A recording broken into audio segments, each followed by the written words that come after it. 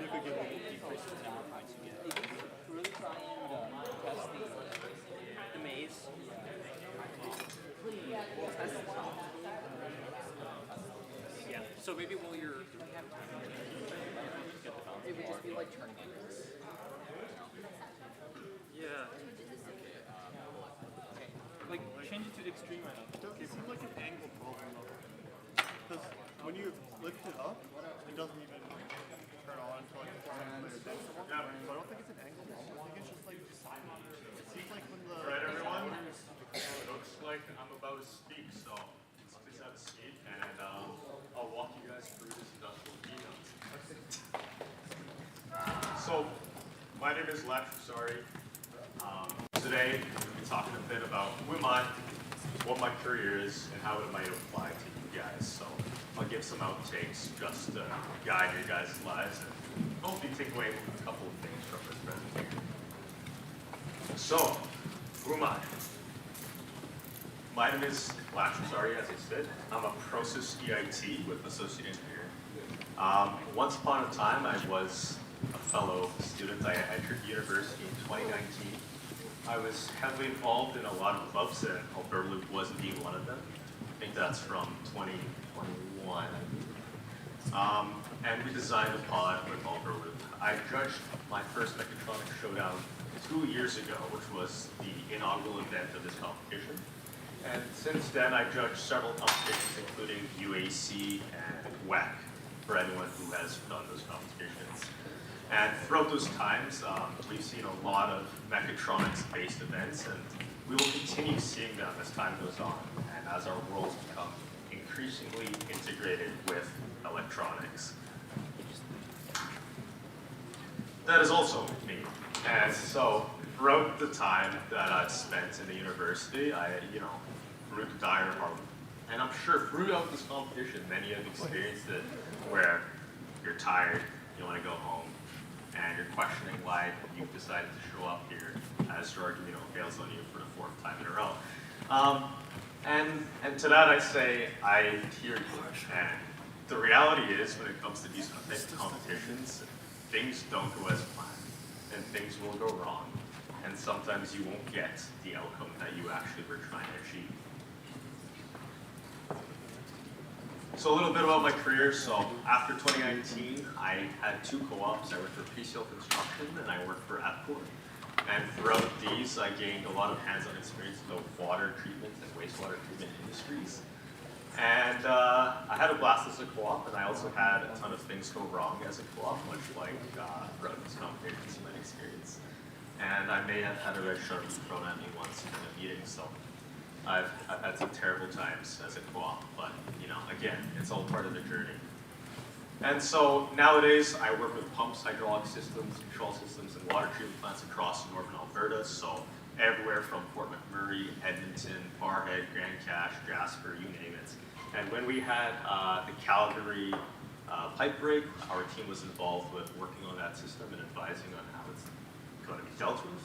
And when we had the Fort McMurray wildfires, I had one of my coworkers actually being one of the first people trying to get those systems back online to return water to those folks.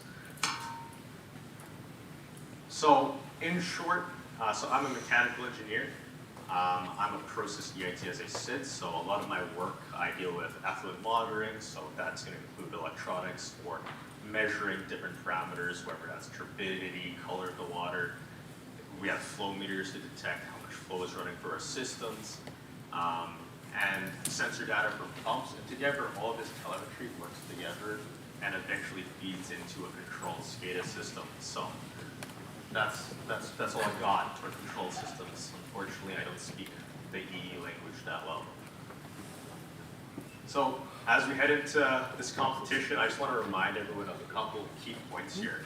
In these competitions, I have one key goal, and as many people who know me, at your first, foremost, prime, most important thing to take away out of this, have a good time, have fun. A lot of people get stressed out, they're worried about their performance in these. At the end of the day, you're here to have a good time. There's no test, there's no grades associated with this.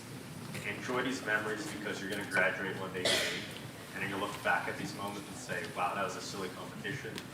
have a good time with the people around you, and take this moment to just enjoy your company. Secondly, embrace your failures. Again, I've had countless competitions where we had nothing working. I had a competition where none of our electronics worked at all, and we ended up engineering a solution that used no electronics because, yeah, all our motors failed. Folks, again, people. There's one thing in your career that's going to be your biggest benefactor. More than any of your design experience, more than anything, it's the people around you. So spend a lot of time with them, build up those relations, and eventually one day when you're in DIT like me, you'll probably be still messaging your friends to help you on your homework assignments. Except now your homework assignments are saving the world. So heads up. And future. You guys, believe it or not, are the future of engineering. And some people might be looking at themselves right now and questioning it a little bit. But believe it or not, you guys will be the ones building our critical infrastructure. Whether that's water, whether that's our data centers, whether that's our bridges, you guys are the future of engineering. And whether you like it or not, you guys one day will be making and filling in those key roles. So keep that in mind, embrace your failures, and, well, let's let the showdown begin.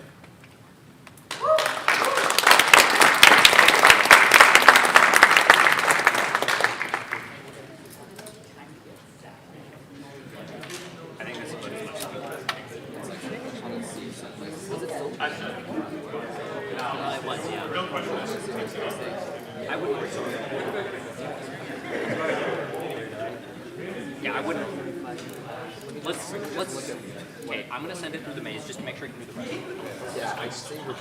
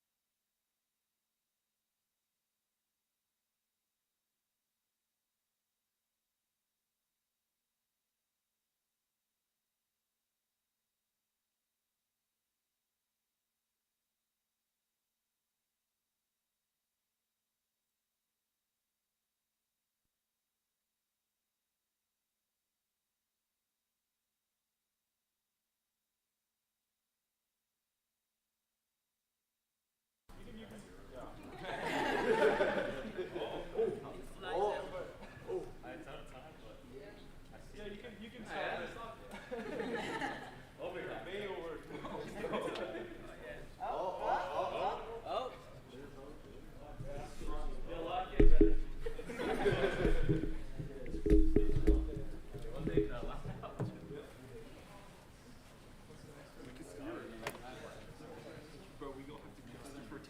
Do you want to do the manual or autonomous next?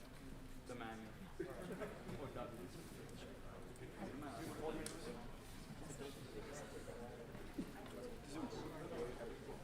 This is a whole good video.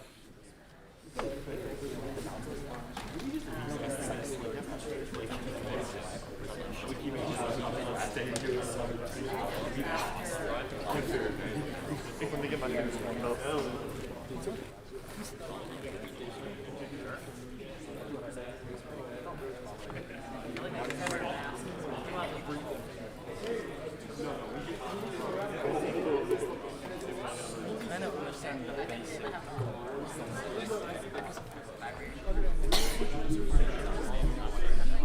Yeah, no, I know the concept, like the idea of the call, but like.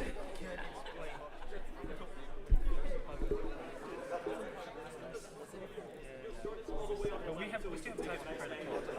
Like after that, like after the call. One group of the flat ground. I can touch it right. Spread up on the ramp. Because when you first turn on the calibration, you make the zero the gyro. But if the zero is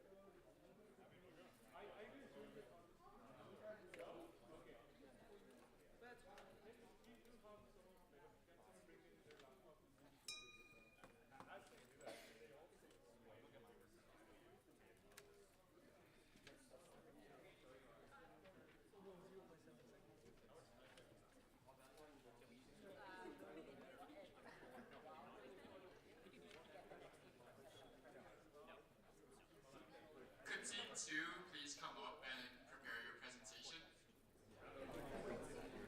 And can we have a round of applause for Team 1?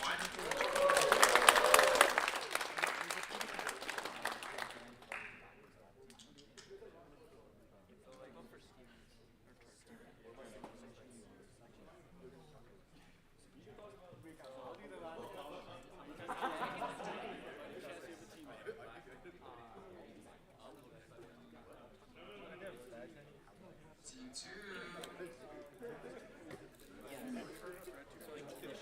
Where are you?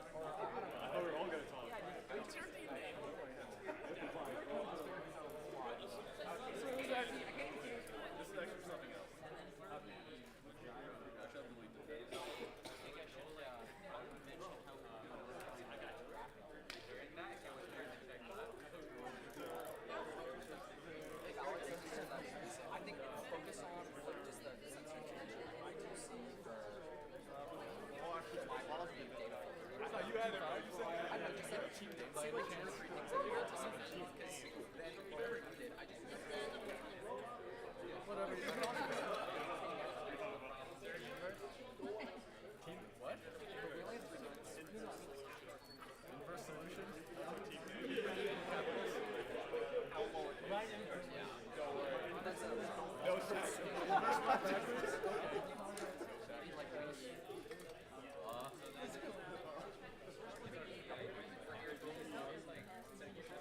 I just write inverse bracket backwards?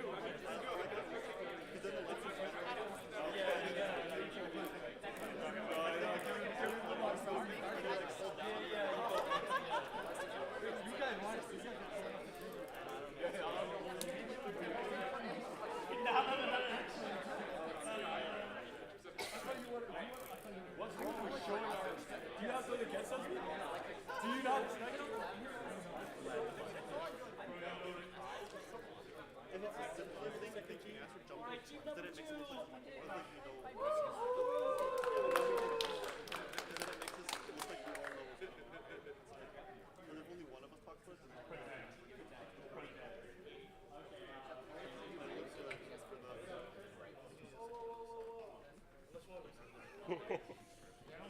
Is mic's not? Okay, Alan. So, we're team 2. First of all, I want to start it off with a land acknowledgement.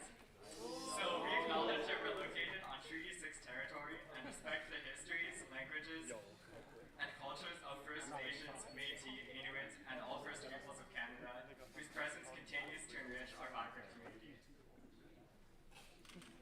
So this is our bot for FB2. What we decided is that we want to go with, for the balancing beam, we would add a gyroscope. And we did run into some issues a lot with the wiring and changing into a series connection. And as well as with the Arduino, we do not talk about what happens if FB1, but we move on. But the main thing is that we try to tackle our problems and move forward, especially with the motor configurations and as well as the servo motor and the thing over here. Everything else. I guess for things to improve on the next time we do this kind of project, if you take a look, you can kind of notice the wiring. We've got a small breadboard, a big breadboard, wires everywhere. We have zip ties, but I feel like next time we should really work on the organization. It's pretty hard to discern what's going on with wiring, and that's kind of part of the sacrifice we have made with FB1. I mean, we have okay wiring convention with the colors at least. Yeah, I'll add to the things to improve next time. We went through about 4 different variations of how we were going to wire the motors, and we wanted to free up some of the PWM pins, and that took so long, and we ended up with so many wires flying everywhere, and it took, it was like a half hour to fix it.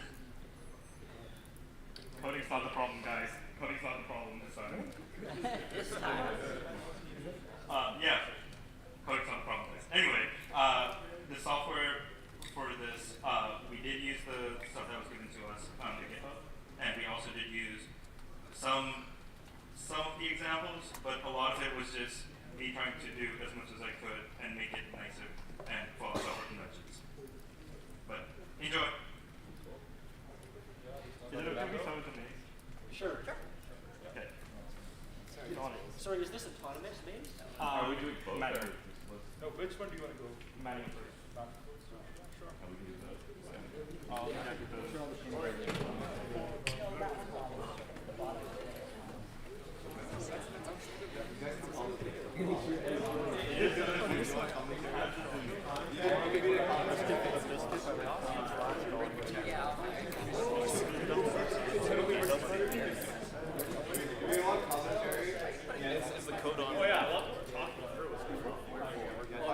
Right now, getting set up.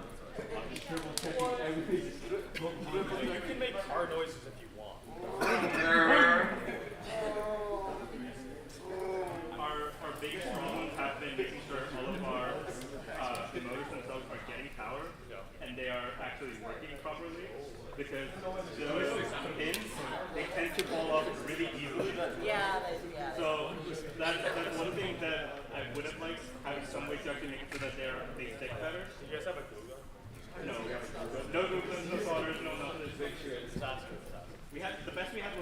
cake, but I didn't want to use that.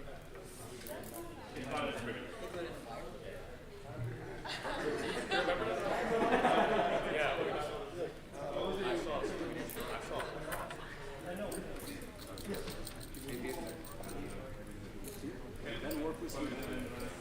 What did you guys use this in?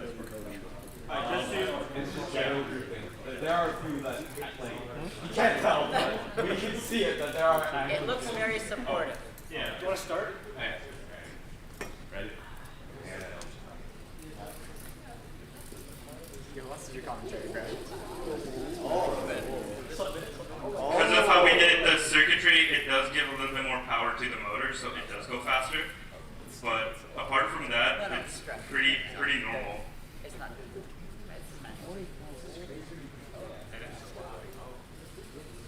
You just apparently have a lot of practice.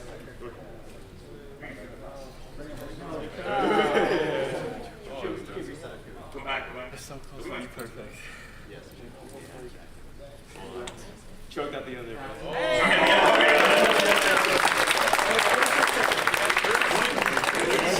Let's go! Hey, we're in the 40 part. Alright.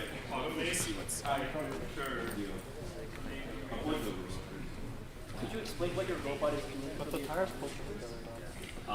So there's a servo motor at the front with optical. It's just checking once it hits a certain distance from the wall in front of it, just check both sides. I've set it so that after it checks, I'm pretty sure, I don't remember exact time. It's either every 100 milliseconds or every 300 milliseconds for distance. And that distance has to be 20 meters. If it is above 20 meters, it keeps on forward. If it's below 20 meters, it does swerve. Check left and right, see which distance is greater. Whichever one is greater, it goes towards that time. 20 meters. Well, not 20 minutes, 20 seconds. Set it here. If it was 20 meters, I would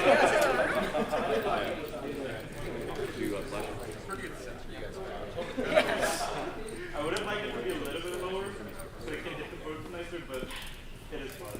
It works.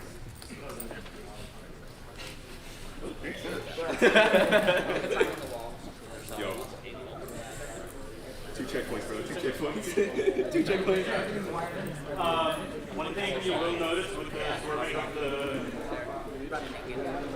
of the sensor, it is a little bit, it's not configured properly.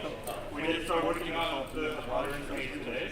So it's not completely configured, but it does swerve left and right. It doesn't go completely left, completely right.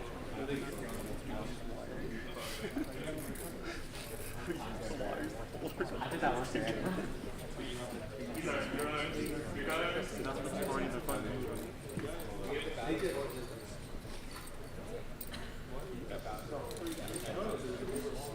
Alright, I think we're ready.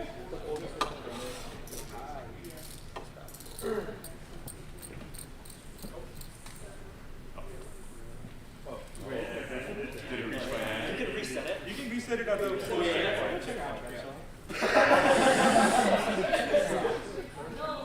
Yo, watch your hand. Okay. Yes.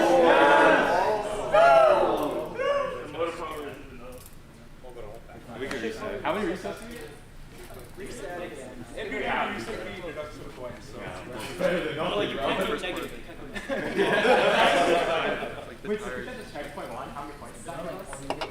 Yeah. You can skip the checkpoint. So you can like talk about what this. Oh. Points for it. Whoa. Yeah. Didn't know what hit me. You hit the wall. You want to try checkpoint? Checkpoint one. I know we're honest about it. The server is a lot of infinity with that.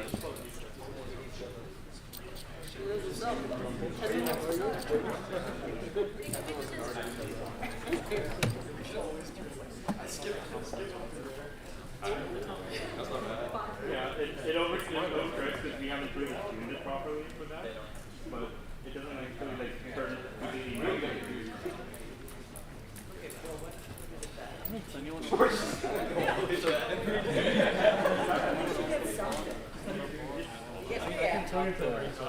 can still get the stopping at the end bonus. Put it last. Yeah, you could talk about. Other way. No. Watch. This way. He said it before. Give it a last. Okay, I would say I think I want to see Showdown. Maybe the red crap fixed a lot.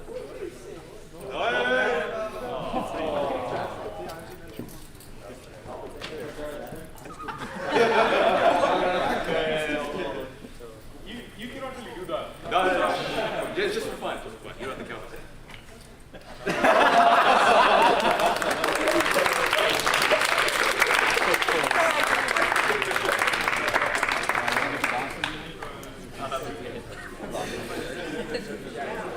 So if team bowling. Yeah. You gotta give them the balance. You still got the balance. Oh yeah.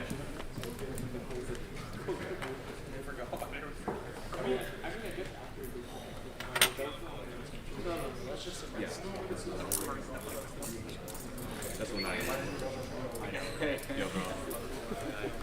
This guy needs to make a decision when he gets all this looking around. Like last time, bro.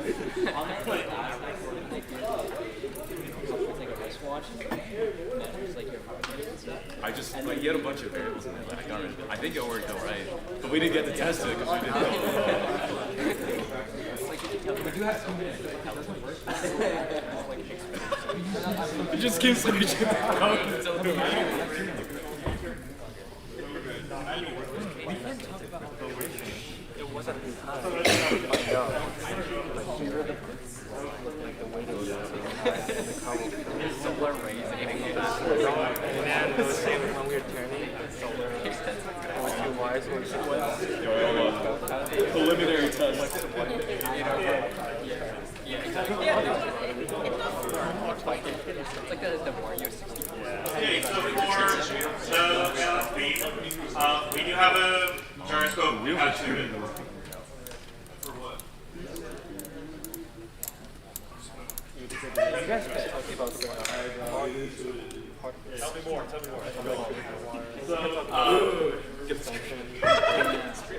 So we do have a gyroscope attached to it. It looks at the angles that it is actually creating with the normal. Currently it has been set so that if it is, I believe, 3 degrees or 2 degrees, if it's at a -2-degree angle or 2-degree angle, it will actually try to go forward or backwards, depending on whichever one it's set to. I'm pretty sure if it is facing upwards, it's set to be negative, and then if it's downwards, it's set to be positive. Like because like our teaching don't respect so it's very soft. So it's very the car is very sensitive. You want to try my version? So we should adjust like It's on your instead of 90 although we have the gyro. Put it on backwards.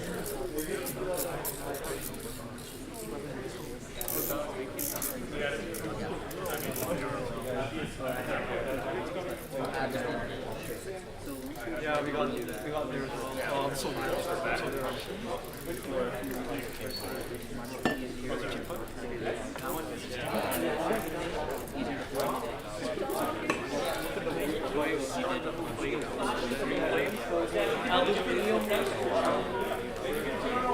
What?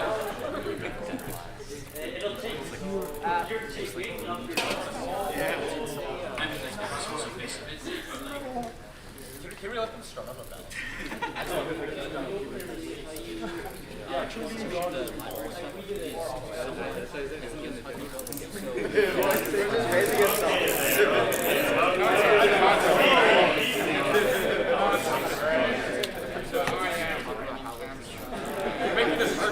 What did you do this?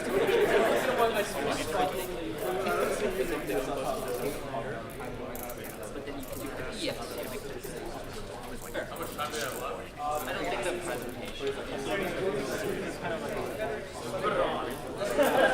20 seconds, eh? They can't do that.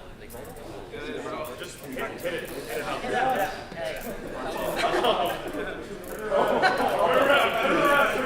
Turn it around. 5 seconds.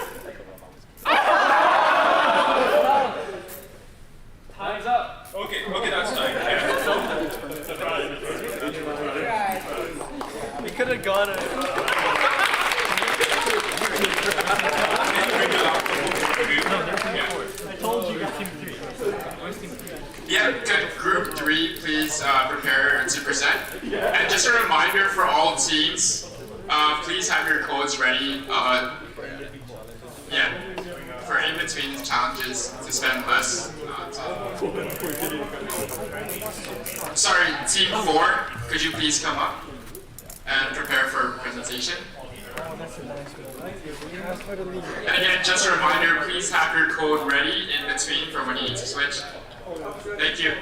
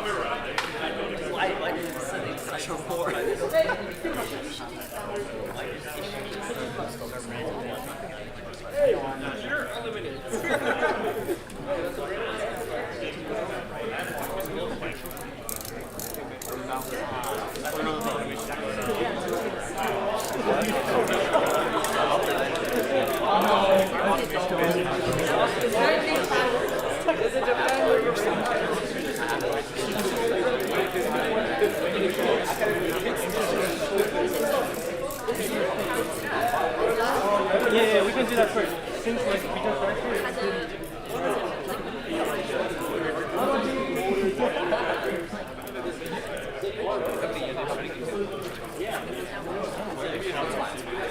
You got it.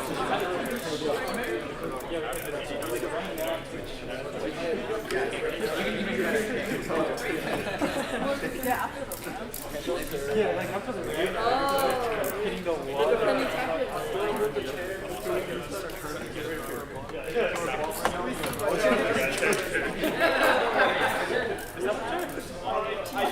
I rolled it around all the way. I've got a screwdriver.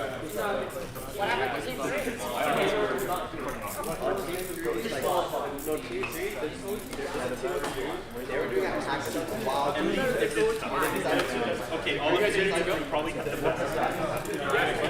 Your team. I told you. Bro, we could have just put in the manual. Hello everyone, we are go-to bots. There's a robot. Our bot is on the table over there. Sounds like bad luck. Alright, we'll start with mechanical design. Alright, we harness our wires for sure so that we can. So everything's well organized, and so that if something's wrong, we know where to pinpoint. We've also made sure that all of our electronics are properly secured, screwed in, just inside the box here so that they don't fall out and whatnot. Basic stuff. As well as early on, we decided to make our wheels, make our motors flush with the inside of our chassis here, so that we save a little bit of space, so that we don't accidentally hit a wall or something when we're doing a challenge. Our car has all the things that are essential. That is a wing, so it goes fast, and a screen so you're distracted while driving. Now, jokes aside, the wing, we ended up finding it very useful because a lot of we have two small breadboards there, and that's where also we put the screen. And the screen, it allows us to avoid having to reflash the robot each time because we have buttons. We select modes, and then the screen shows us what mode we're in. Yeah, and then for actually completing the challenges, we use primarily PD control for the balance board as well as like centering us against the wall. And then for the turning, we just use measuring against our IMU. So we used a GitHub project we found online to essentially turn the raw IMU sensor data into stable Euler angles, and it used low pass filters and so on, and we used I2C to. I think the thing that I'm most proud of, though, is the way that we organize our code base. Last year was like kind of a disaster, but this year we focused on using Platform.io, which is like an alternative to Arduino IDE that allows you to have a little more control over your code base. So we split things into separate files, focusing on keeping things really modular, something for the motors, something for the sensor. Focus on functional programming and abstracting it away in header files. And we also used like an object-oriented programming PID system so we could reuse it for the different challenges. And we kept track of that all using GitHub. And I think we learned how to use branches too. I think the Git tree looks really pretty because you can see like branches, breaking off and then simultaneous commits and then merging. So I was really proud of how we organized that, and I think it saved us a lot of time. Thank you very much. Oh, one last note. We're called GoToBot, and it's because in like the last couple of minutes, we were having a problem with our end statement, if it ever triggers for this. And we realized that we could use a goto line in C, if you've ever seen that. It's like super cursed. You really shouldn't be using goto. It's super ancient. But somehow the goto line worked in testing. So in honor of that, GoToBot. Thank you. Which one do you want to start with?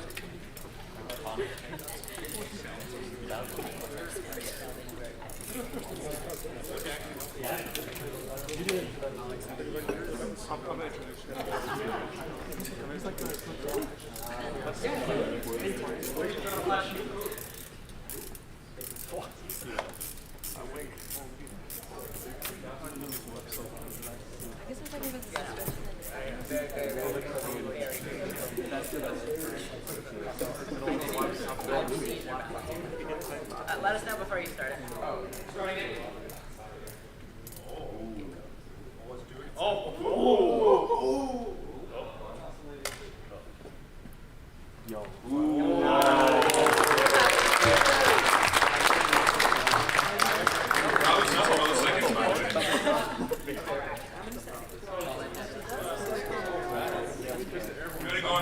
Are we doing math with these or autonomous? Okay.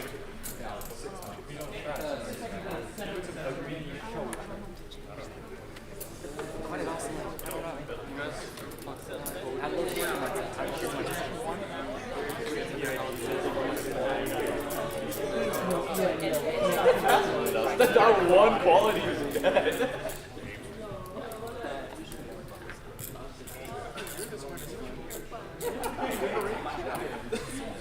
Good to go? Okay, yeah.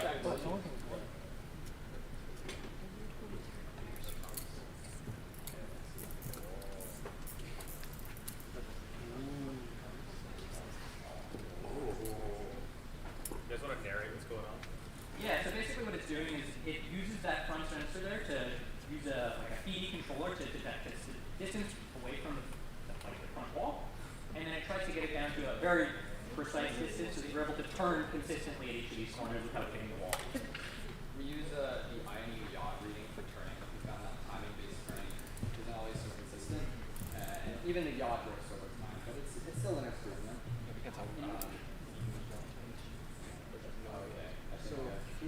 Yeah, you can reset it from checkpoint 1. Yeah. And we also use wrapping, so essentially let's say you're at 300 degrees, and then you want to get to essentially 390. We use, I won't get into the wrapping too much, but it allows it to go all. But using yaw for like turning is pretty smart. Yeah.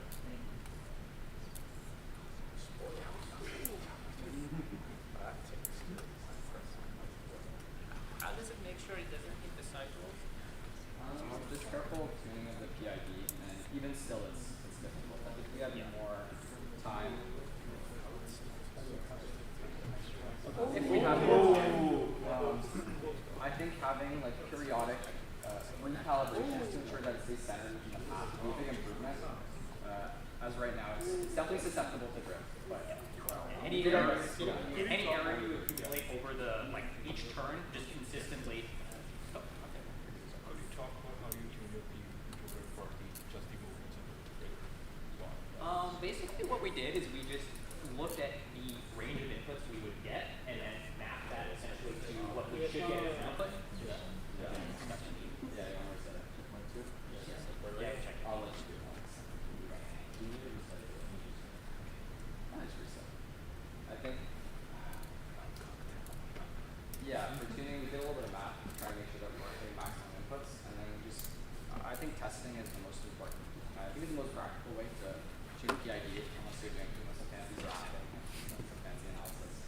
And so we tested and we used lots of serial printing to try and just gauge the relative contributions of like the proportional term, the derivative term. Yeah, that was our approach.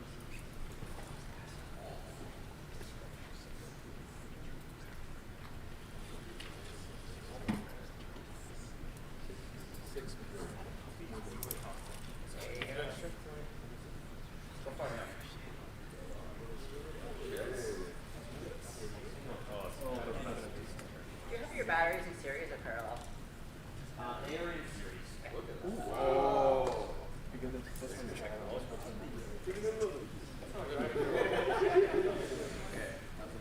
Right there. One more fire this whole time. Come on. Yeah.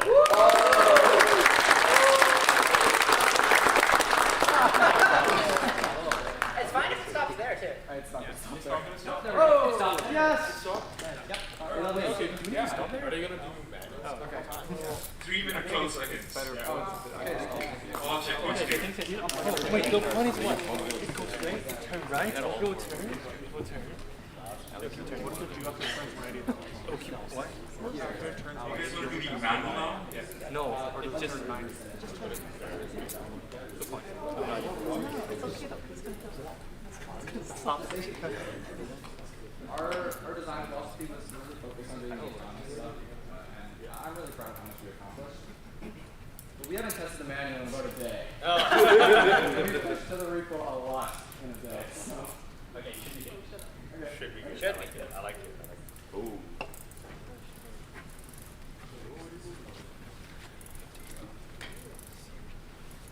I think one thing that we really appreciated was the test code and schematics. They helped us get up and running right away. But the manual sort of got pushed to the wayside, and so I'm pretty sure we're still running the test code for our manual control. So thanks, guys. Seems to be working. Yeah, it's good code.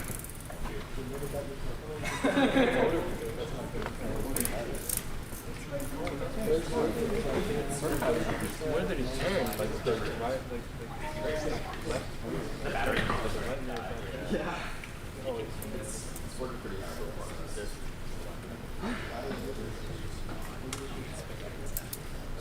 Autonomous as well.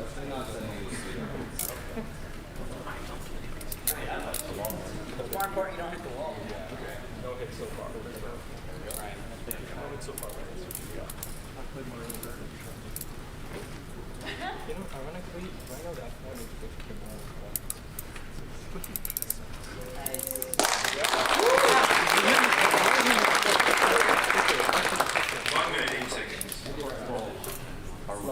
Our one point.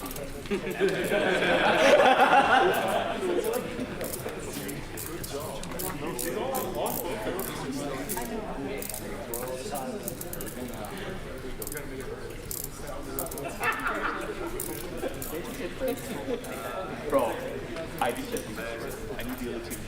Is there a team number 5? Yeah. Yeah, could seat number 5 please start setting up? Thank you. Well, I'll see now.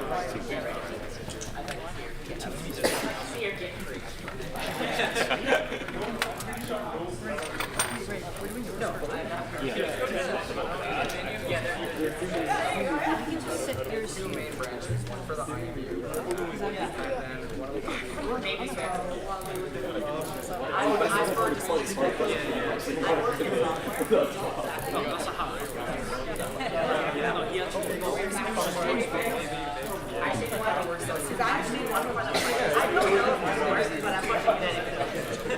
Wait, where's the name of the file? like CPP files are with associated with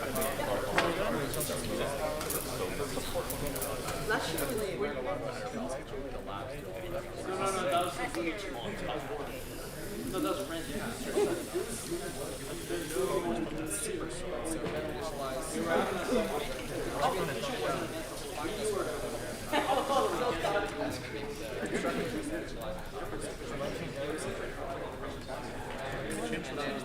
I think they have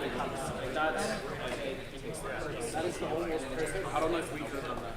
Bunch of serial printing to test it. It's fine. It's fine. It's fine. It's fine. Just do it. Jasmine was going.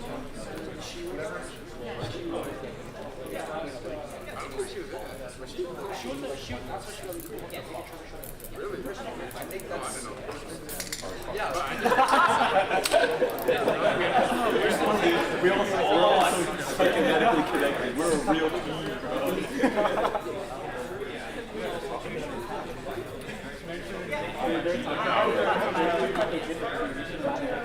Yeah, it's like just hold on to it. It's 60 launch. Yeah, it's really good. degrees on the piece specifies.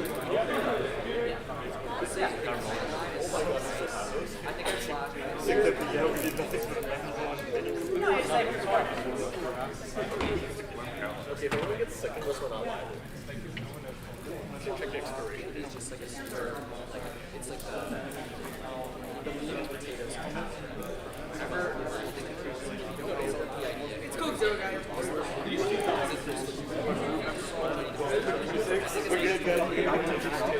Dude, I drink ice. That's all I drink. I don't know what's up. Hey, bro, you don't know what's up, bro. You get icy, you don't drink anything. The idea is good. I recorded I'm proud of this. Kendall was really shy. No.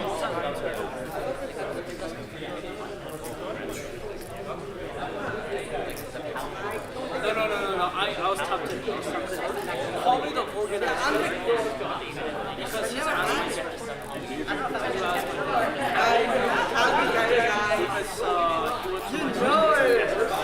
who are you? We got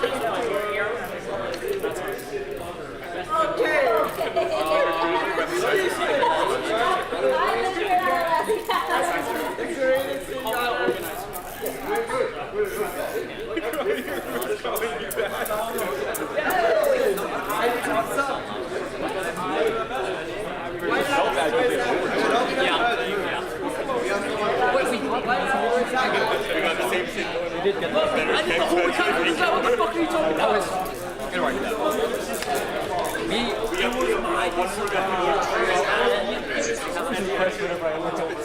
Yeah, so just to keep everything going, we're going to start with Team 5 presentations. So if everyone can quiet down, please. I'd appreciate it.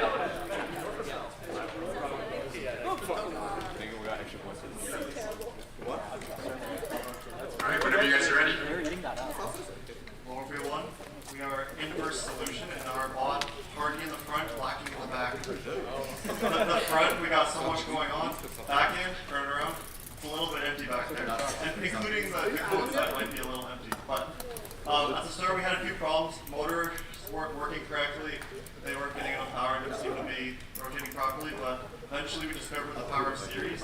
And after getting 12 volts connected to the 12 volt connection, they started working properly and we were able to get power and drive around and all that. So initially we were considering having two perpendicular sets of wheels, so one here and one here, and kind of one on each side, right, which obviously did not turn out very well. And then we switched to the 4, and originally they were out a little bit more, and we had like a sandwich configuration, but then it was too tall for the ultrasonic sensor. Yeah, and now we put them in because it ended up being a little too wide for the turns. So now the wheels are sort of underneath a little bit thanks to the L brackets. So me and him, we kind of just did the software stuff. And our main idea was sort of that if you're in a maze and you're always like, you have your hand on the left wall, you'll always solve the maze. So it's sort of like a state machine where it'll just go forward and then it'll check that there's a wall there. And it'll rotate to the right and it'll keep on then. And then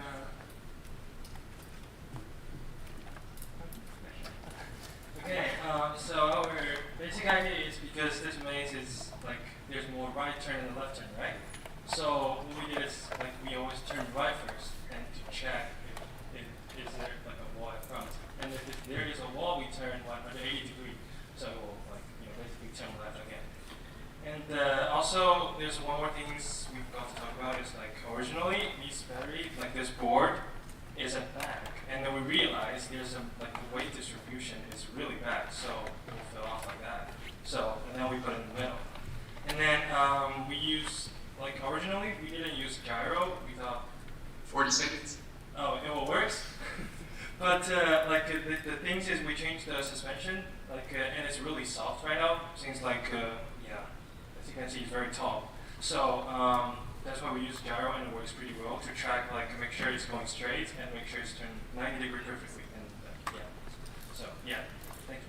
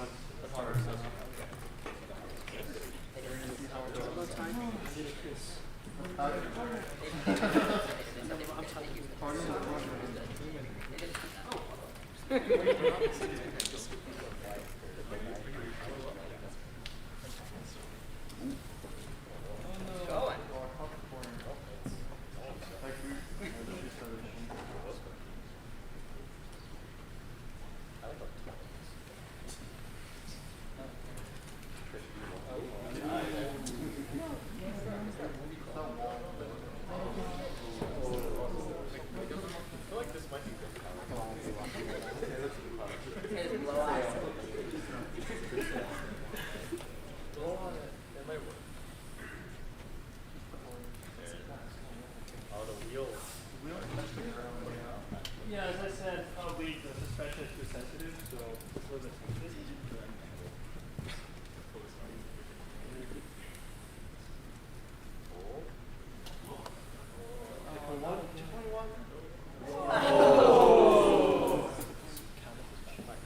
Try like hard left. Yeah. Yeah, and also when the car's on the straight, it's the. There we go. There you go.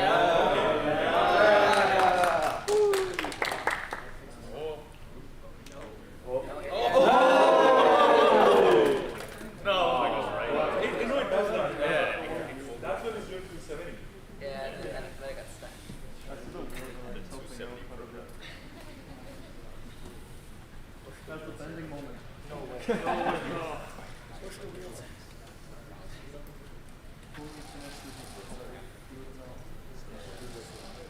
They don't even know that. Oh, we didn't set up distance really well, that's why it doesn't.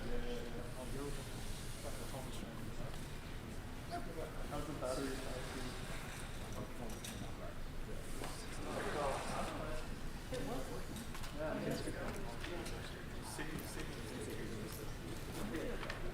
Oh, I think the problem is the battery is dead. That's why. That was your problem. Yeah. It's getting.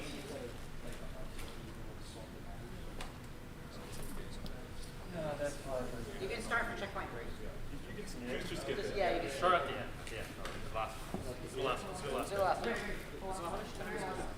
Oh. No, you have plenty of time. You guys have plenty of time. Yes. Yeah, you can try. Shoot. Yeah, but we get it. There's no way. Sorry, my bad. Can we try? Yeah.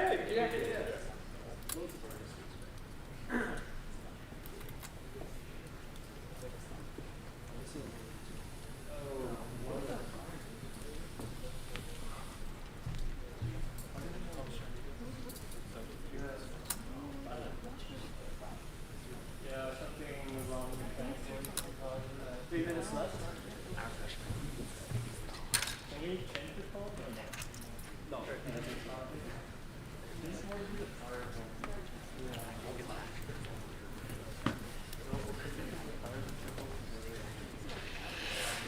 Yeah,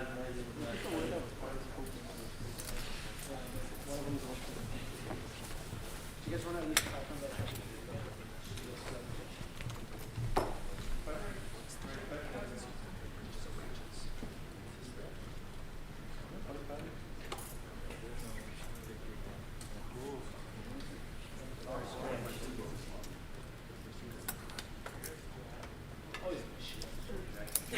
So it just, I think it just, where the battery goes, we'll get the rest of the valves. Still keep going on. Go and, Like, how much time do you have? yeah, but 2 minutes. I mean, while they have battery, Yeah, get the I'd start the manual and do this. While we have battery, so can we switch the battery right now or no? no. Okay. Wait for now. That's a go.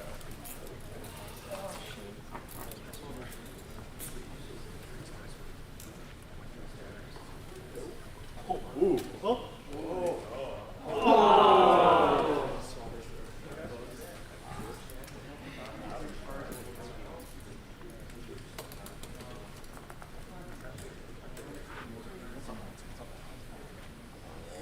That is so consistent. It is consistent. Yeah. I'll give it up.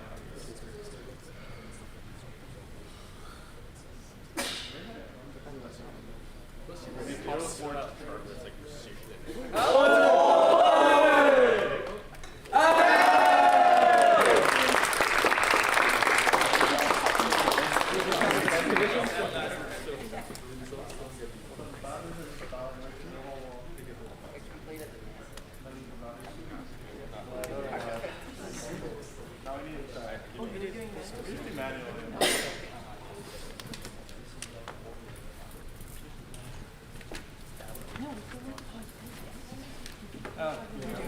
Wait, can you pass me? Yeah, I'm kind of ignorant. What the heck? Okay, minus 15. Yeah, I'm ignoring that. Not to mention our 60 Yeah, I know, you hadn't even mind. No, it's because I realized we didn't have one. I didn't know how it was because otherwise we did. There's no and then Wait, I still need one more. I don't know why it's complicated like this. It shouldn't be like that.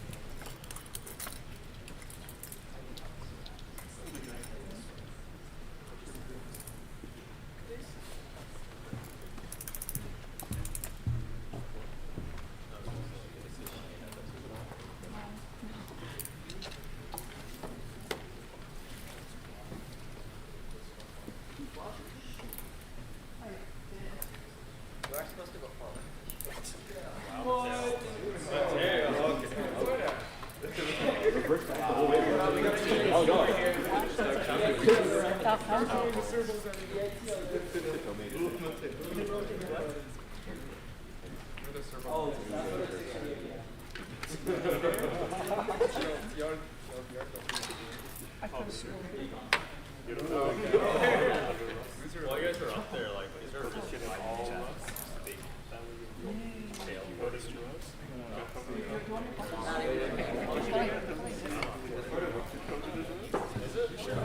Is it? At birth, they had to say, like, Why are you answering your question? I was watching.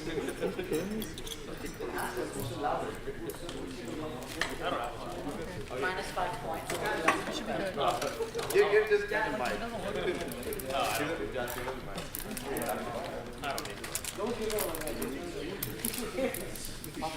I'll start karaoke.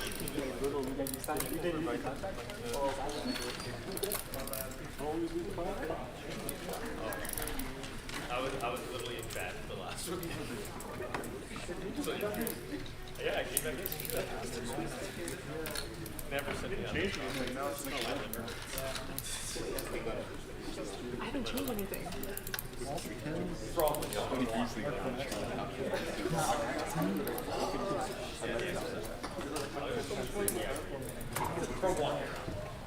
didn't change the wire. 2 minutes remain. Is it the exact same thing? Everything's still Hey, move it. Wait, just around.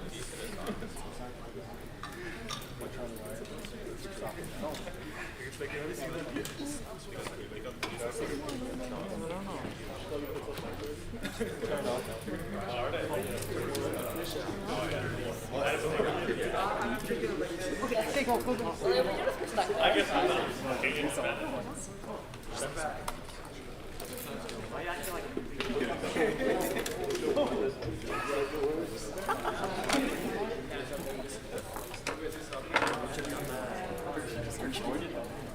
Might be fried. I think you're gonna get more.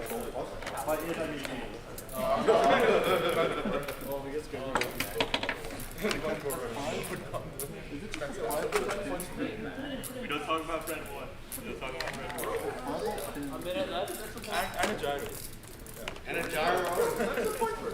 Okay. It's not in the rule book.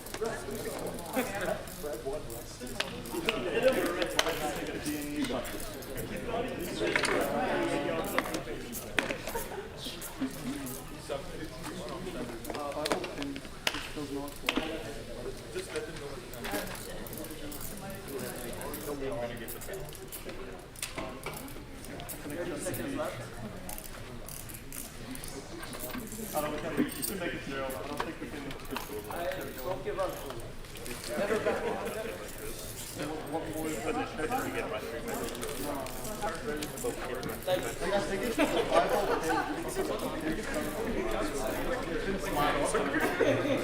No, but it doesn't work yet. It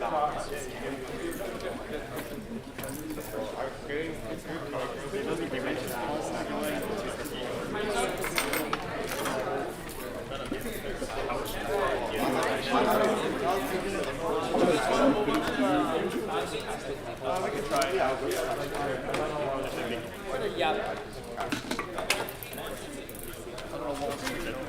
We didn't change one. You know why? We haven't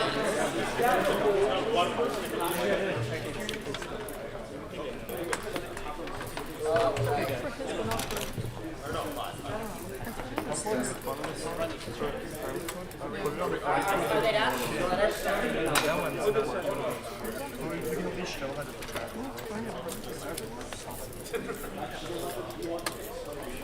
Oh yeah, of course. Alright, give them a like. Alright, give us a what happened while we're So we didn't change any code for the manual control. For some reason, it was just tweaking out. All the wires seem to be connected, other than the 1 5-volt connection to the control port. The pin is just like flattened out, so it doesn't stay in the hole very well, but it didn't seem to fix it even when I held it there.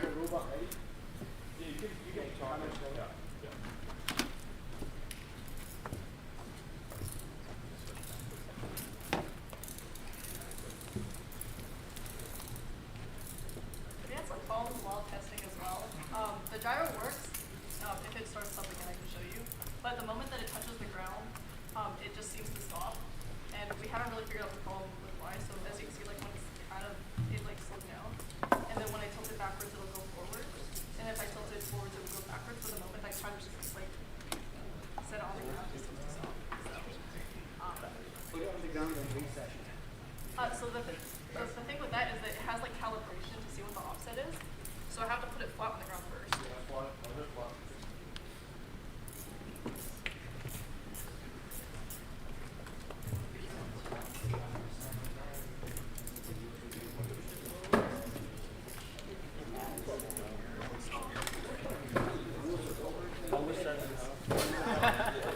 Okay, one minute remain on it.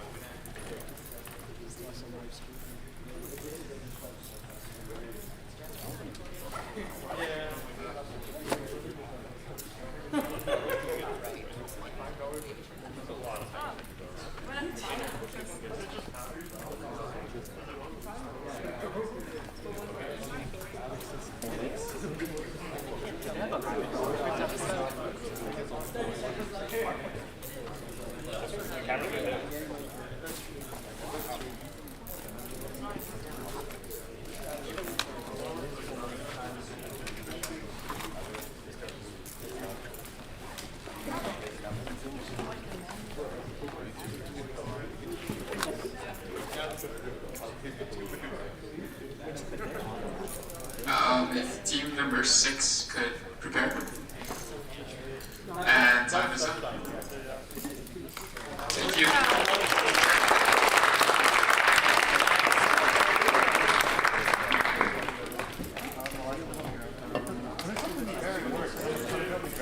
If you guys could please grade your responses for our code review.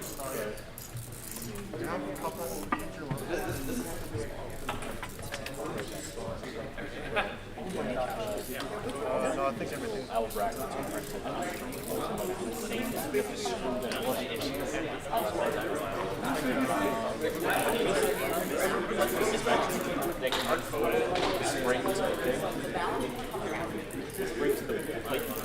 Are we missing one piece?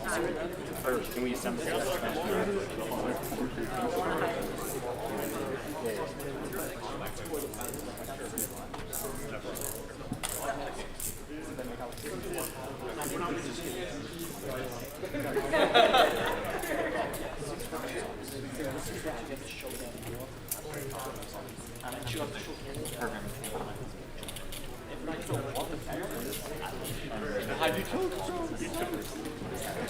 You guys ready? What happened?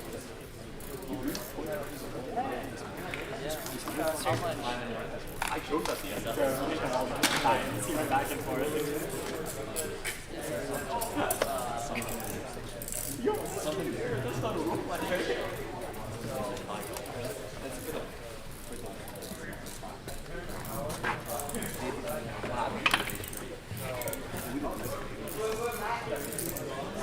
That is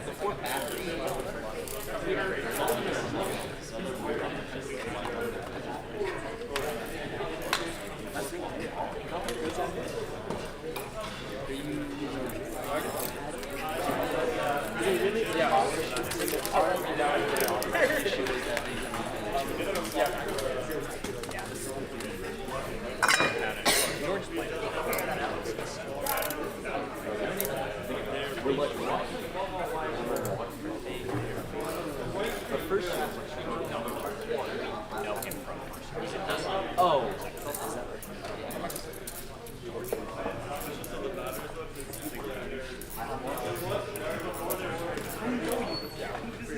And just my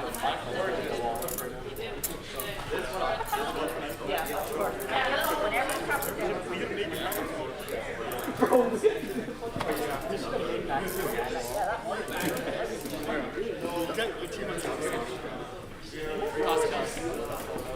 Oh yeah, you found it? I think I put it down. Oh my god, it's so good. Yo, no, you're carrying 260 now.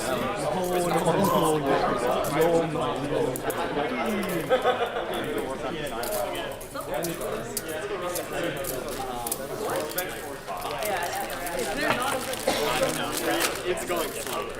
It's going slow.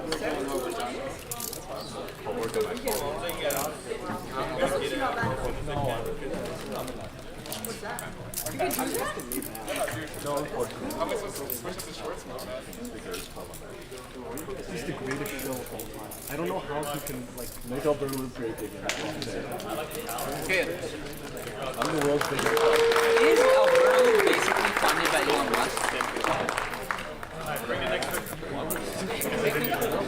Never funded. Why I'd rather. Yep, so we are Team SPOT, SPOT Junior. We are his parents. We're a 4-person team. We're all first-year engineering students.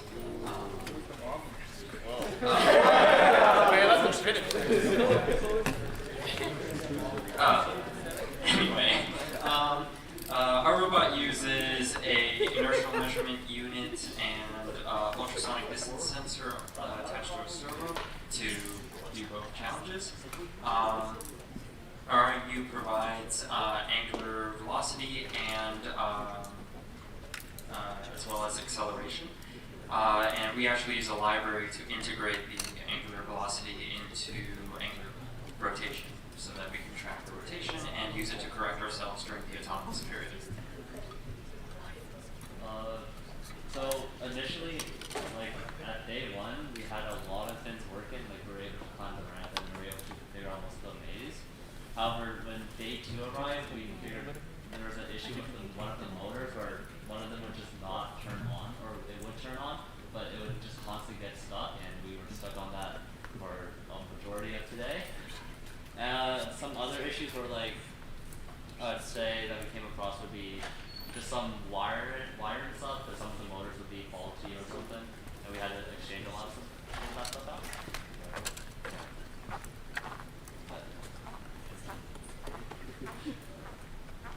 But an issue with the driver or one of the motors is not spinning, so we have to switch that out. And our motors don't seem to want to spin anymore today. Yesterday they were spinning fine. So yeah, our design, we just started off with a basic tank base, and we just tried to get it running as soon as possible because we knew that we wanted to test as much as we could, because we knew the maze, especially with the autonomous portion, would take up a lot of the time, especially with the fine tuning, as well as the ramp, with the gyro and IMU. And you can talk about that. Yeah, so our code is fully object-oriented, and we are using the platform I/O as well, so we can export this to other processors at some point, and if there was an actual industrial application for traveling along a maze, then we have that, but yeah. Ready to go? Yes. Which challenge everyone starts with balance beam or? We got the code ready for the autonomous Yeah, maze. go for it. We'll see if the motors hold up. As that happens, we talk through the design. It's like a double dicer colossal. It helps work on the underside of the frame, covering all the wires. Yeah, so initially we had like the jumper cables, like male to female connected, but then we found out those actually were breaking points or failure points. So what we thought was that we add a breadboard underneath, and then we actually have a breadboard underneath that does most of our connection. There is code to detect collisions with the wall and try to correct for it. And given that our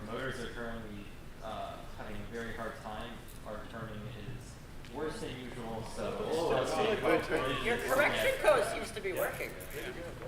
Wow.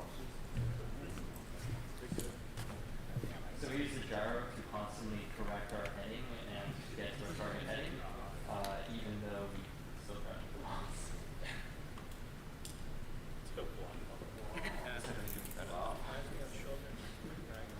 Is there a reason why your the beam is so long? Like it's just That was unintentional, but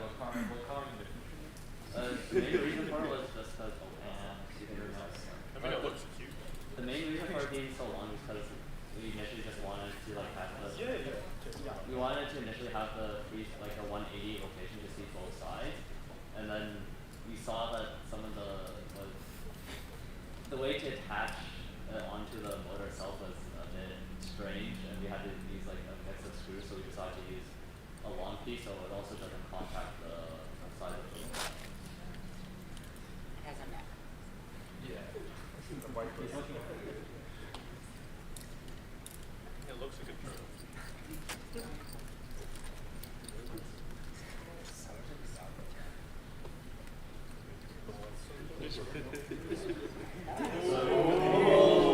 Correction code is really, the correction code is really good.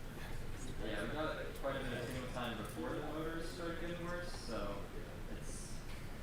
How are you detecting that you've hit a wall? So we're using the gyro's ability to detect angular acceleration. Angular velocity.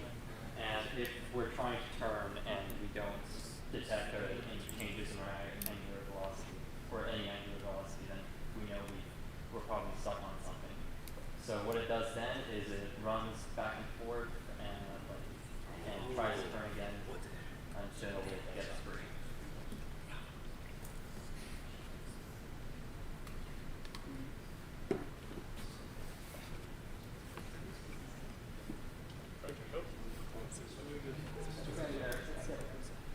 That might be like one of those ones. You know, you can't do it right the first time. Make code that fixes it for you.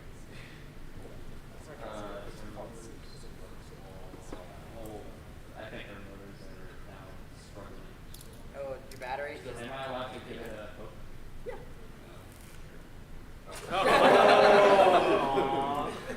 Yeah, sometimes the motors get stuck. They might be burnt out or something along those lines. Maybe connecting it in series would have helped. I saw a lot of other teams doing that, so. 2 minutes and a half left.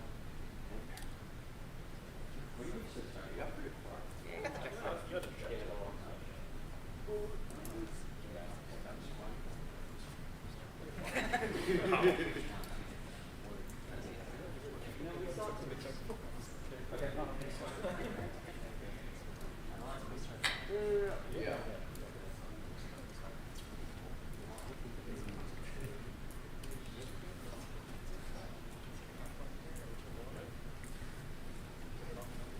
Turning it off and on again? Yeah. Turning it off and on, just gyro. You have 2 minutes. Keep going. Oh. That spot is a smooth spot over here. How was my dad?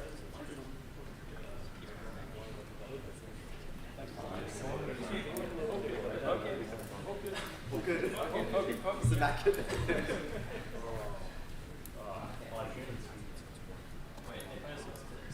Yeah, it's trying. It's trying. I think your batteries are a little low. Yeah. I guess we'll just go through it. It seems our motors are dead. You can see the correction going on here. If I turn it too far one way, it'll start turning the other. Oh.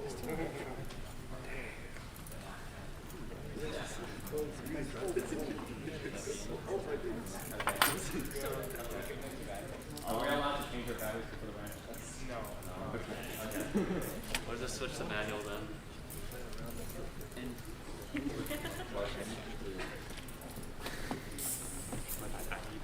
Our code base has just one variable to change between the different challenges.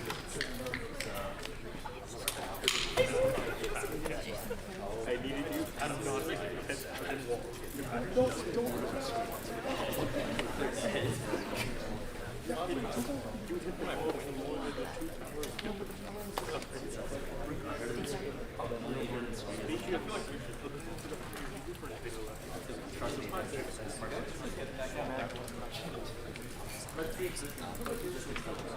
That is also, but also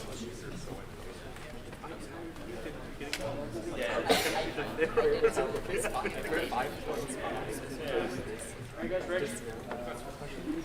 Let me know when you're ready. I'll start the timer.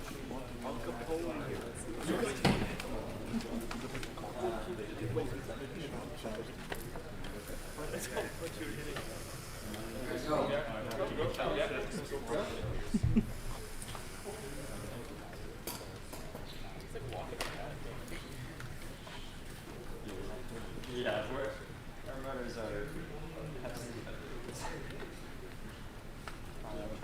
try to go forward.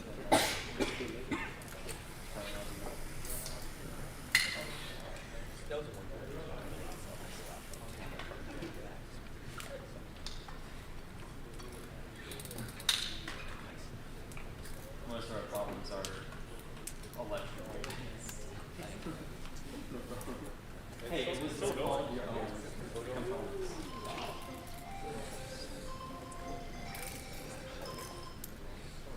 Have to go home?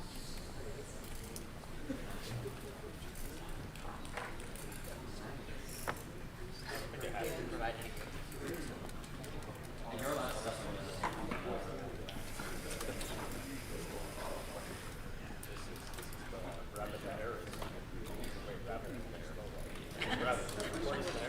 Yeah, that's right. There you go.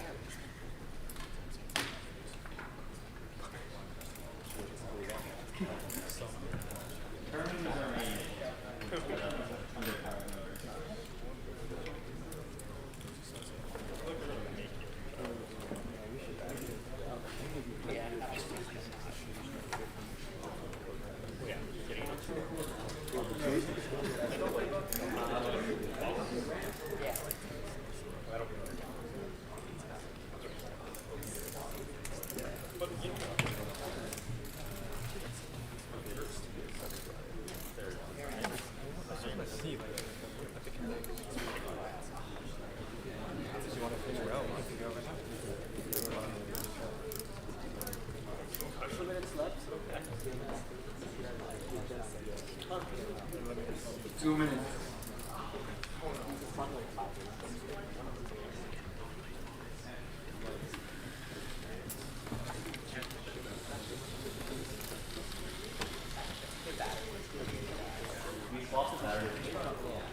Right for the competition? Yeah, it's like an hour or so.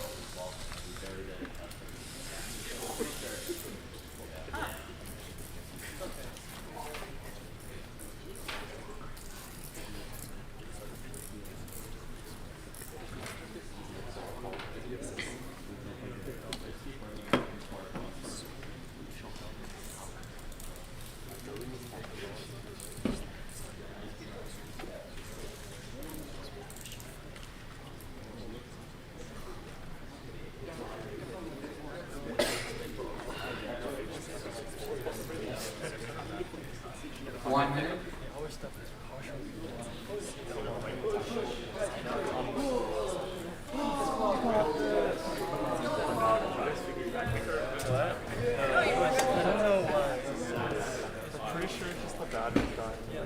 The hardware problem. You guys have 45 seconds to take that out. Not yet. I kind of lost motivation. I lost motivation after coming back here. Oh, gotcha. Yes. Do the 70-point turn. You got this. 30 seconds. Go forward. Go forward.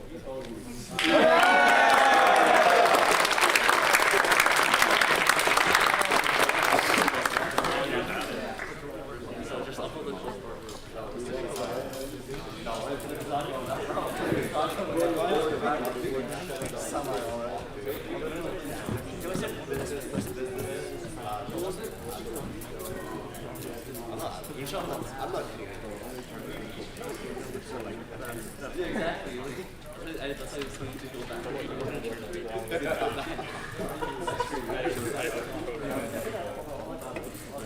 Okay, wait, if I'm asking Alex, whatever valve goes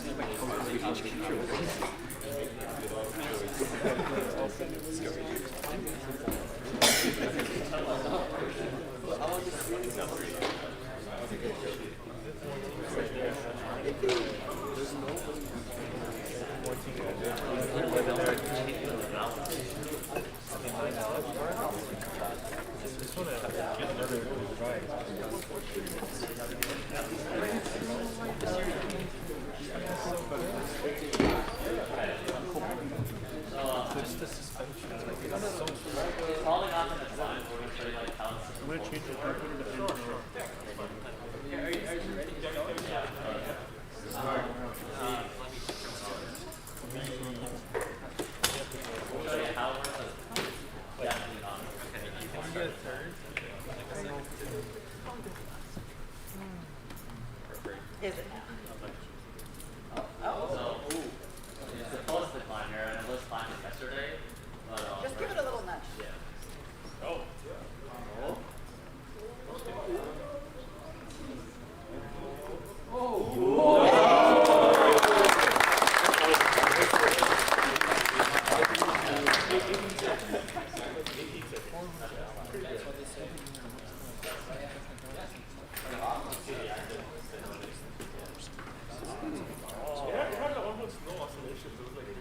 That was.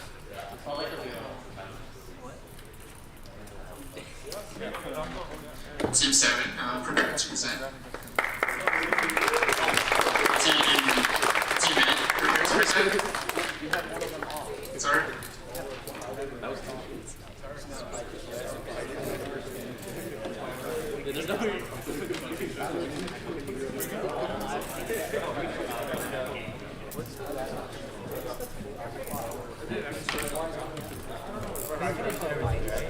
Stand right there.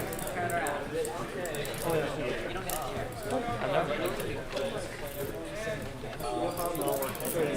Yeah, it's a problem.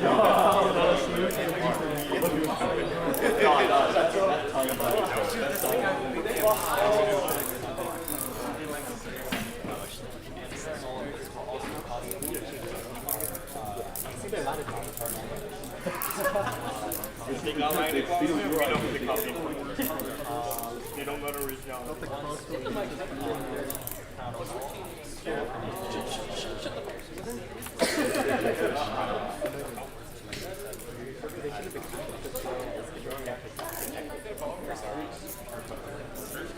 Yeah, Aaron, balance it all the way, all the way. What about it? From the front. What if I go just a small? Do it towards the end. With the other leg now. I can't. Why is it like reverse? Nah, I can do that. The normal stuff. Okay, no more supposed to. Oh, you're so good. Aaron, where's your robot, huh? Where's your robot? We disassemble it and give it back. Hey, ours still failed. Just let me know. I'll give us I'll give us the numbers. Aaron, don't disrespect the reigning champion. Well, I disrespect I was gonna add your thing. A couple teams performance is pretty up. I think this is right on. I already know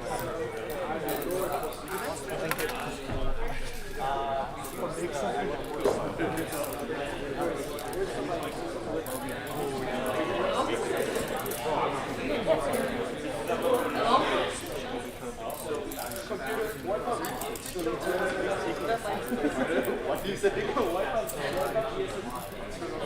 I'm only going to go. Why would we swap it out?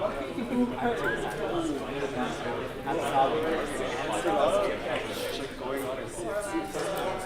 I got a laptop. I got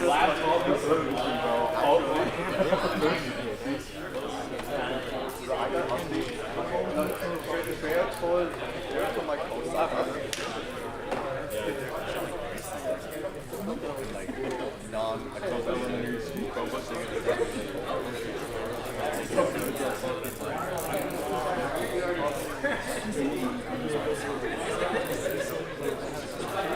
I'll do a draw. If you leave, you find out cheat or something.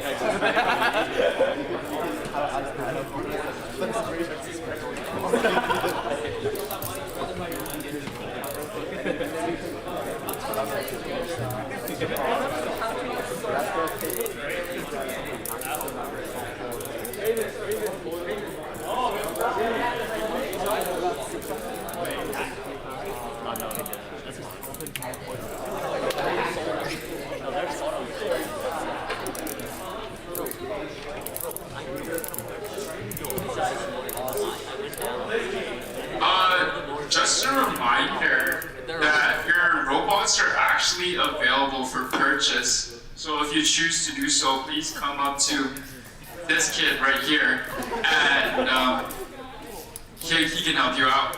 Thank you.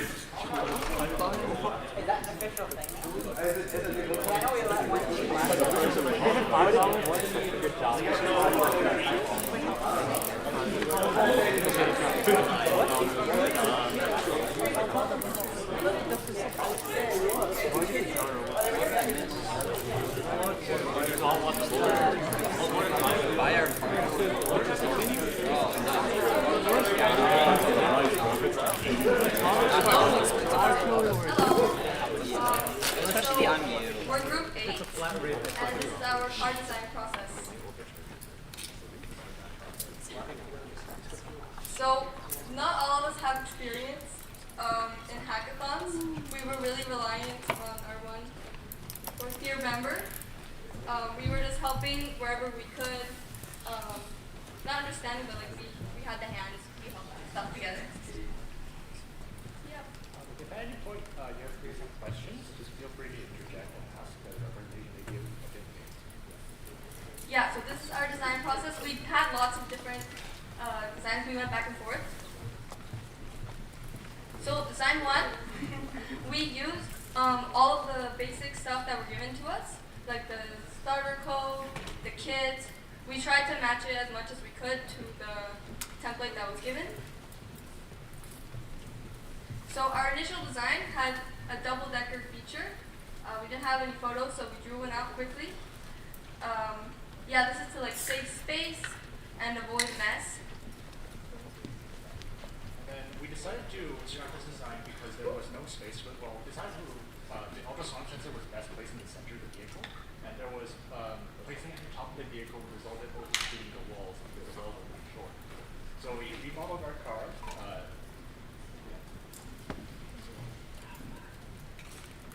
So yeah, we did have some problems with the motor and the battery too. The motor wasn't working. There was power stuff. Sorry. So we got a new controller. We added the 9-volt that fixed what was going on with the Arduino. Do you want to explain more? So the issue was that the voltage from the batteries were being passed through the motor controller's 5-volt regulator, and also being passed again through what I believe is the Arduino's 5-volt regulator. So when the motor spins, it would cause the voltage to drop and reset the controller. We fixed that by just adding a 9-volt battery. So yeah, basically before the ultrasonic sensor, we had to put it below, so we had to fix it. That's why we scrapped the double-decker. So that's our design number 2. Now it's more elevated, and the ultrasonic sensor goes below. And we also put all the components on the side instead of the top, so we didn't really need the double-decker. Design 3, we also added these cool things on the wheels because they weren't really rotating. The chip bags there to like remove like the sideways friction, but the what are they called? Zip ties. They give it. Yeah.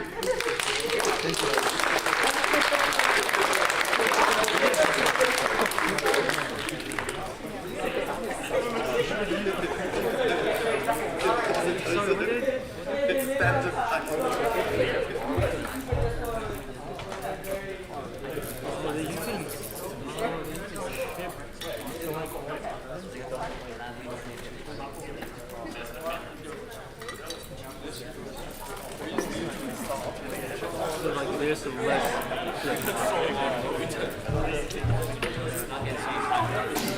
It's sort of like they use something that's not right.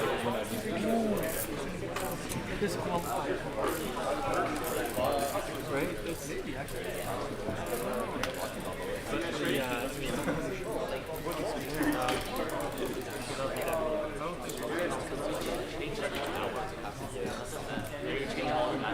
Timer's starting now.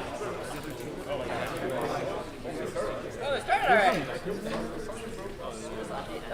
Oh, look at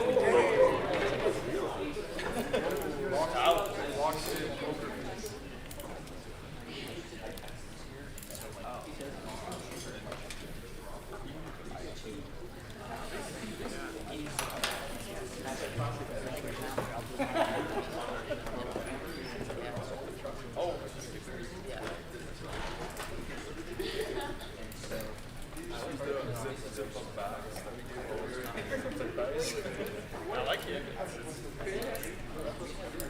It's shaggy. It's helping the back. Actually, it's helping a lot. Wait, so you guys, you're flying this side.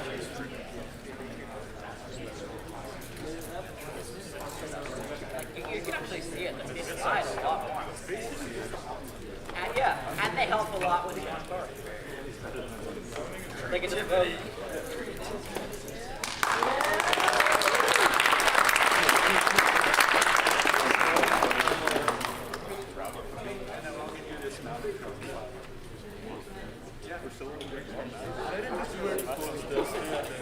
the specialist. He is the specialist. I definitely want that. Like that's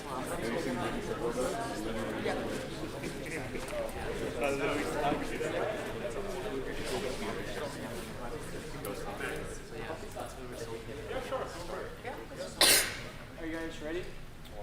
Timer starting. Oh, it didn't start yet. Where are you guys going?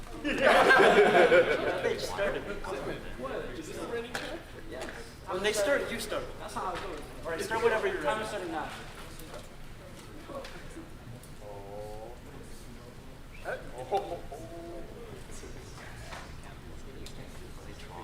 Yay.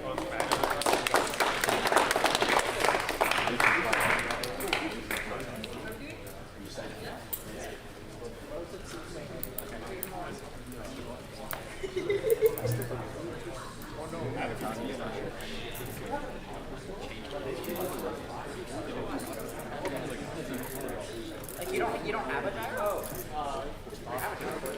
Oh, okay.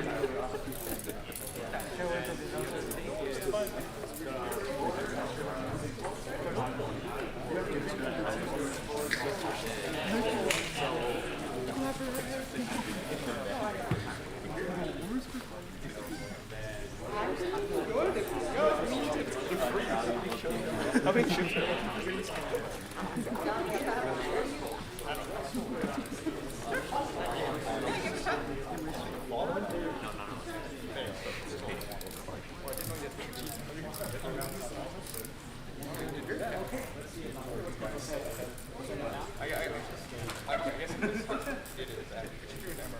It's on, right? Okay, are we good? Yeah. We start by pushing the button, but it's not. Yeah. Hey, it's bad.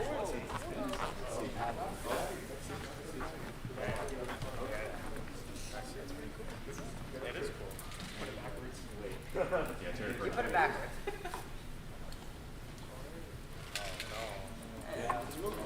Is it detecting your hand when you're Turn it the other way. Is it detecting your wires that you have hanging in front of it? detecting something? Maybe picking up something. This doesn't. I think that's the right in front of it.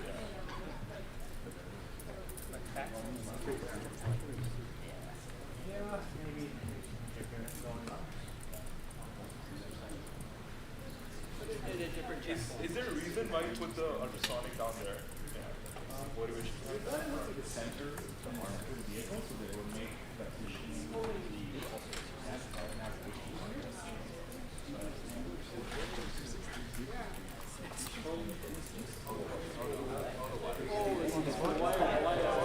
Your ultrasonic sensor wire. That's a zip tie. What is that? No, that's a wire. Oh. That is a wire.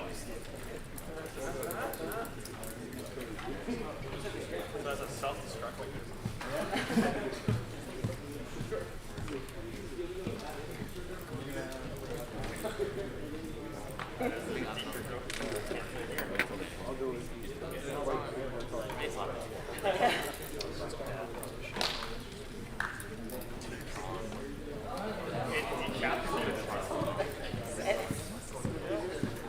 Is that it? Yeah. Good job, guys.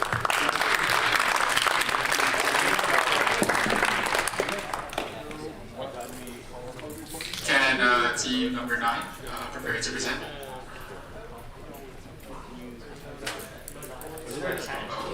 Can team number 10 prepare to present?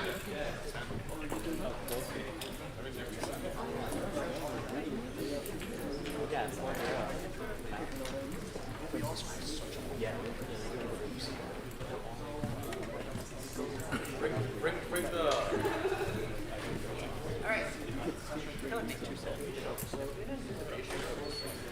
Team number 8. So you guys have a.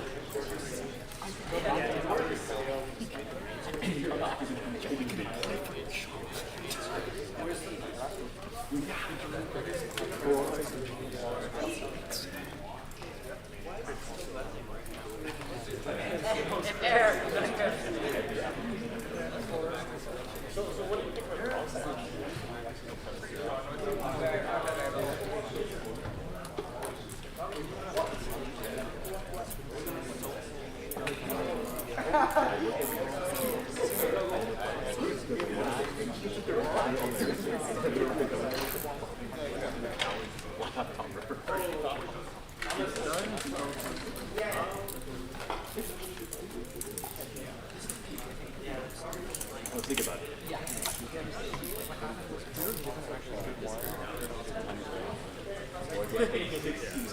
In my house.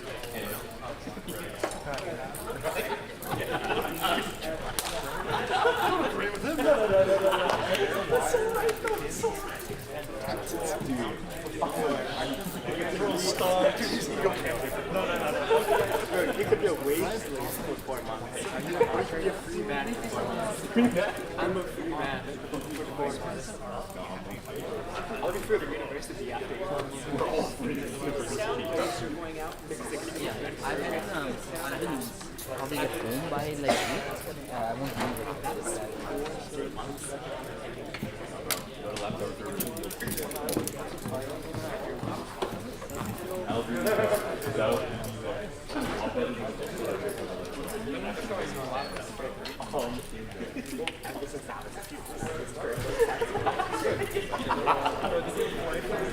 No, you just like rock from the house, like shooting.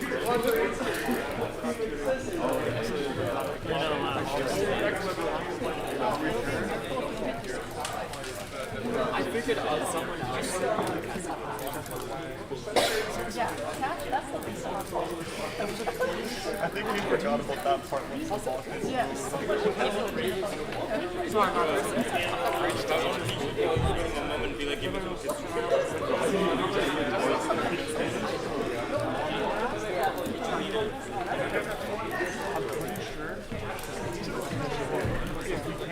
if I had just fixed the wheels instead?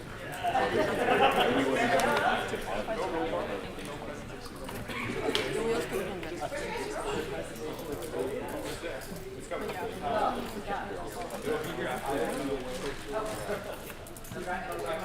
Go drive up. I'll talk to you. Wait, give us 1 second.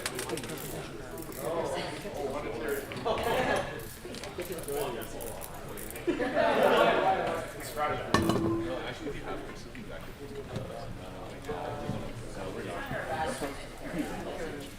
it's just as much as a team member as we all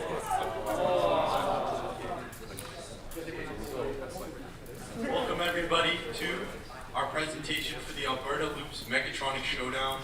We showed some autonomous navigation, balance beam, design evaluation, sorry.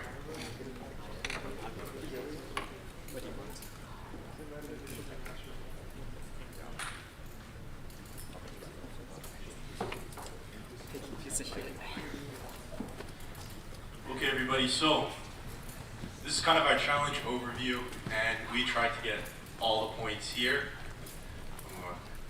And basically, these are our team role assignments. So, you know, in my classes, you know, to be successful, you really have to kind of assign roles to the people who would be best at it. And dividing up the work was something that I really think contributed a lot to our success. So me, myself, I did a lot on electrical, and I'm gonna pass the mic on so the others can talk more about what they did. Sure, I did quite a bit of software integration. So I was responsible for the autonomous code on our maze, and I also coded quite a bit of stuff for the balance beam as well. I helped out with the mechanical and So for me, I was yesterday just starting off with the wiring, the electrical stuff, and I was just like kind of helping out with the sensor integration of the Albertaloop sensor that was happening. And after that, I was like going over a lot of documentation, just like kind of having like a understanding of what happened throughout from the stage to stage, of like having like where we kind of like messed up to And then myself, I'm Alexander, around here did mechanical, so we did a lot of the chassis work and some of the electrical stuff.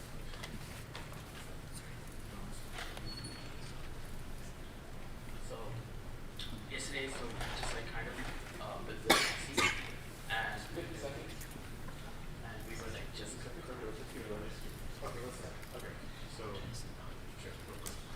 Okay, so we'll just go through this real quickly. These were our project workflows. We'll post this on our GitHub so you guys can learn more. But yeah, so we did a lot of hardware and system architecture. So these are kind of the outline, and then this was our pin assignments that we used throughout the entire assignment. And then here, this is kind of some of the logic that we used for the autonomous maze navigation, and I'll pass it on to Adam. okay. Next up, this is basically our balance beam control approach to text hold, and we use a PID for this with the gains set right here, and we also smoothed it out past the filter. Okay, and then here's a design process. So that's self-explanatory. We did, okay, sounds great.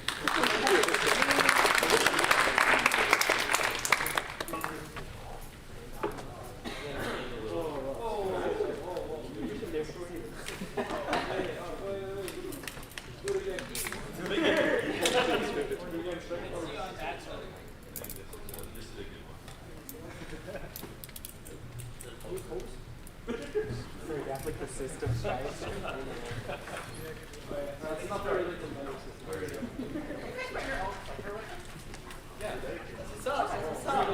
Game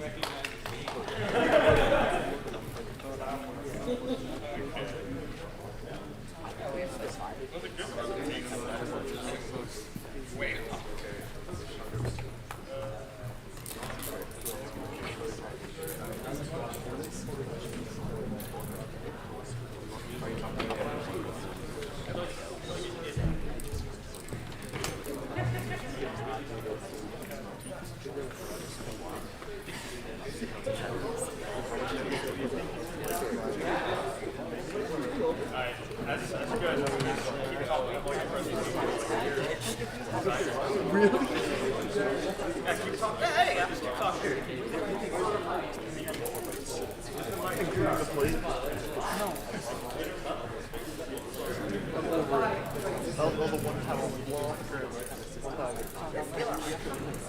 Can't take it anymore.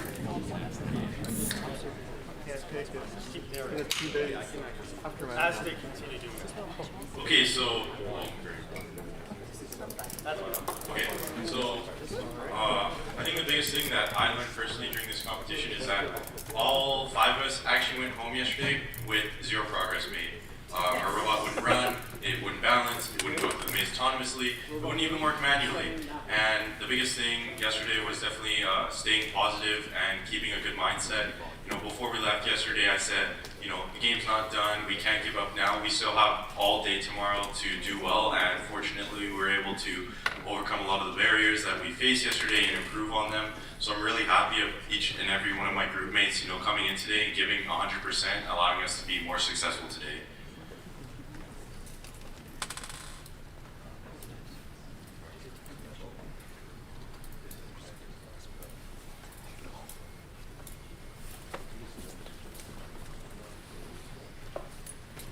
So some of the design considerations that we did was we wanted a chassis that was very low to the ground, and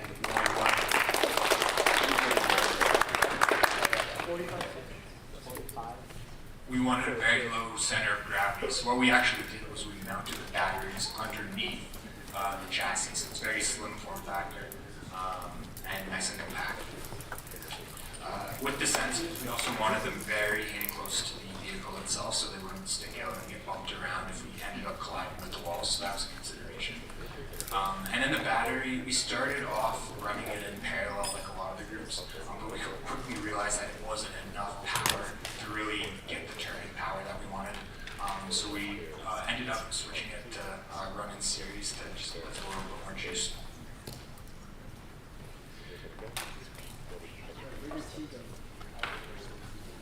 I think they're doing a code of both.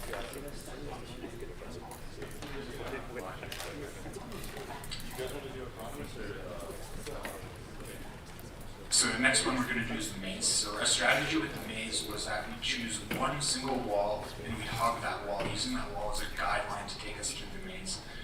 I'd heard a survival story once about someone who was lost inside a cave. And the strategy they took to get out of the cave was just to put their left hand on the wall and never let it leave that wall and just walk and walk and walk. And eventually, any maze, as long as you're not stuck on an island, you'll find your way out of that maze by touching that wall. So that was kind of the inspiration for the idea. So we are hugging the left wall with one of our sensors. We've got an ultrasonic sensor that reads the left wall. And then we've got a collision sensor in the front. And then a collision sensor on the right. So that kind of helps us navigate. Timer starting. It's not even on, man. Well, how am I supposed to know that? As soon as the wheel touch, I'm going to start it, right? We still have to plug in the battery. Give us a second. Okay, great. You can start. So initially it doesn't move because a big thing I noticed with computers and stuff is that debugging is super duper important. So initially in our code, it actually has the MPU kind of initialized and what? You can reset from the checkpoint. Yeah.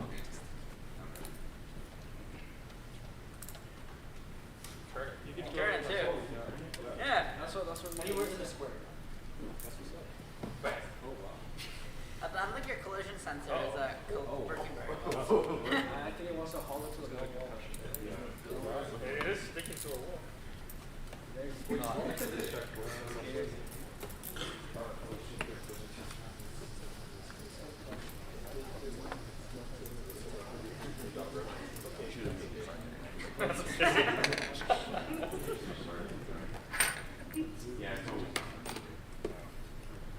We added bumpers to the front of the vehicle to hopefully help protect some of the sensors, but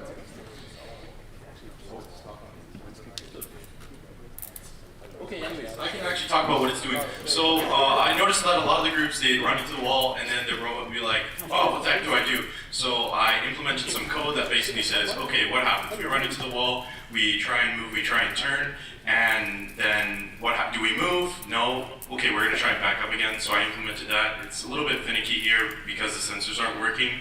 And then our turn originally was based on the speeds of the wheels on the side, which You can skip the checkpoint as well. yeah, but it's a 3. Okay, as I was saying, we use the gyro to actually turn it, and we have another code that basically makes it turn in a square to kind of better illustrate the logic of how it turns that way. Another thing that we did that we noticed a lot of other games didn't do was we used the IR sensor. And it was kind of funny when we originally asked for it. Most of the Albertaloop people looked at us like we were crazy, like why would you use that? But it actually turned out to be like one of our most important sensors. As you can see, or maybe you can't see, but once the bot gets close to the wall and actually runs into it, the IR sensor goes off, like the pin goes high. And we found that was really useful because, as you can see, that basically just tells the robot, turn, right? It's time to turn. And it's really close. Yeah, almost there. Kind of looping, okay, what's going on, kind of Yeah. So close. Really close. But that's like the biggest innovation that we had with our robot in this portion, in addition to the IMU for how much it's actually yawing.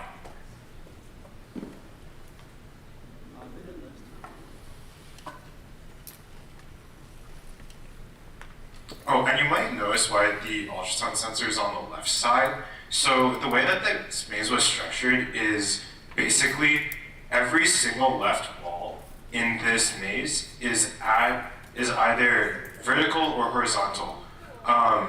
And what we can see is that if it just follows the left wall, it's going to have a much easier time. It's only going to make 90-degree turns. So that's why we put the ultrasound sensor on the left side. So every time we kind of plug it in and take it out, basically the IMU calibrates itself. That's why it sits still, because another use case would be basically you flash it, and then you have a little bit of time where it's on a flat surface, and then you can place it on another surface. But overall, you know, we didn't do the maze fully autonomously, but I'm really proud of the skills that we learned today, because I feel like that's the most valued part of things like this is, you know, you come here, you spend both days kind of trying things, and you actually learn a lot compared to maybe how much you learn in 2 lectures or something like that.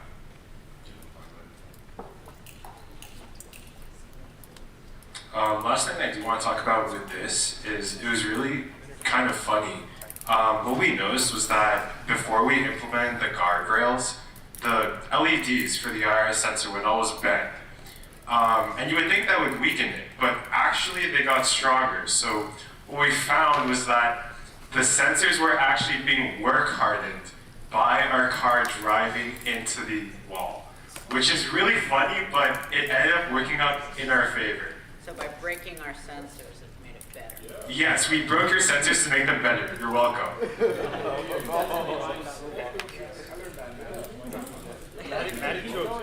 It's 92, yes, work hardened, yeah. It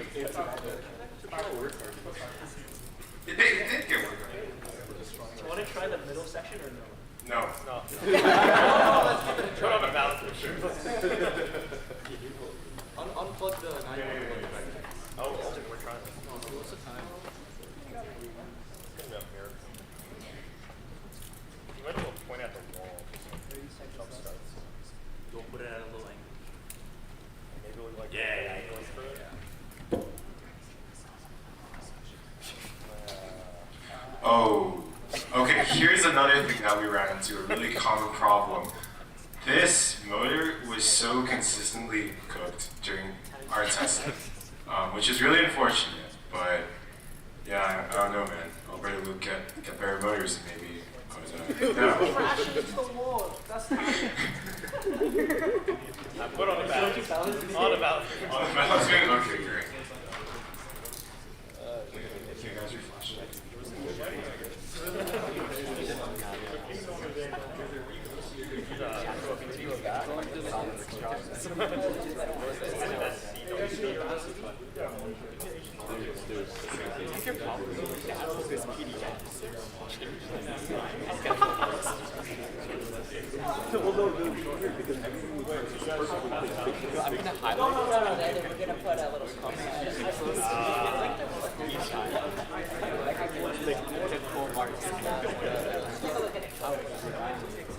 No, we're gonna put a little The data is that PDF. Yes, I'm there's no shot.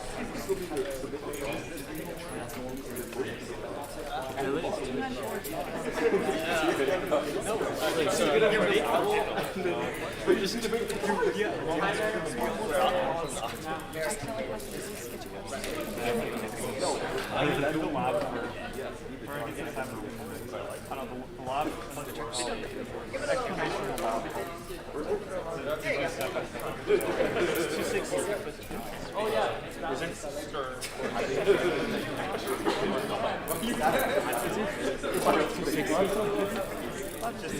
I'll talk about the code for now. Okay, sure.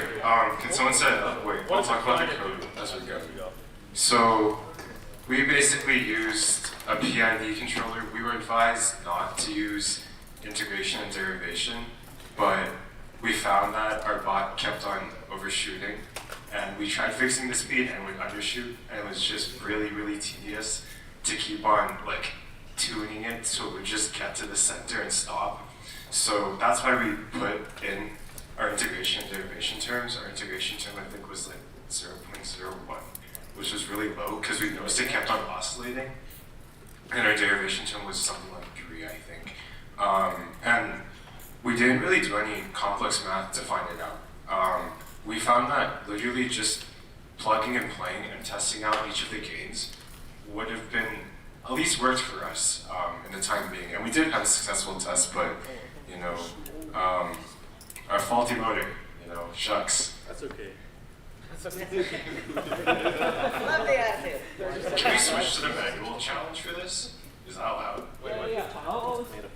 Okay, just switch to the manual challenge. Just put the manual code in. There's no point. You guys have 20 seconds. You guys better plug it up quick. Okay. Wow. Well, look at that. It's balanced. Whoop-de-doo. Would you look at that?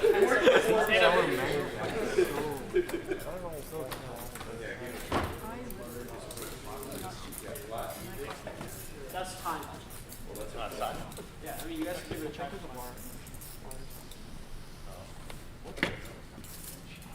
I can hear the motors crowing.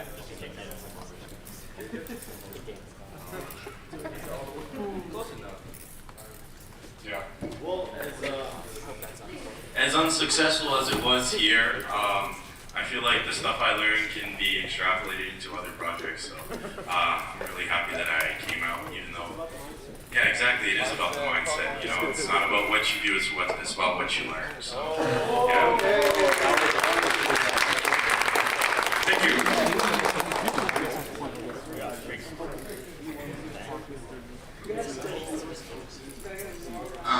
Team 11, prepare to present.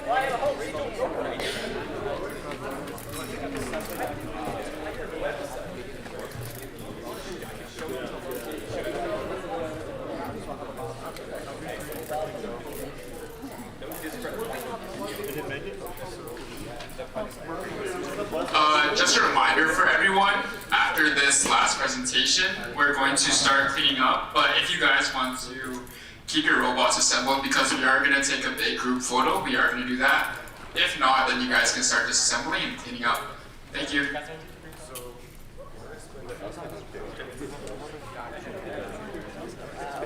guys have 30 seconds. We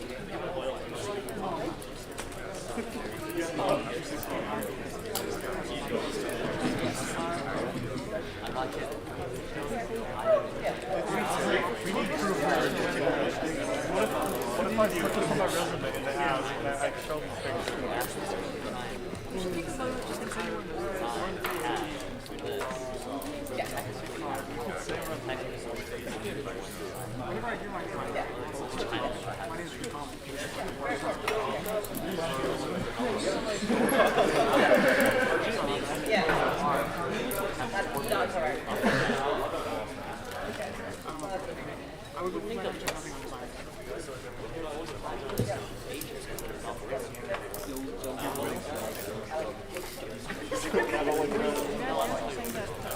Okay, guys, I'm cutting off.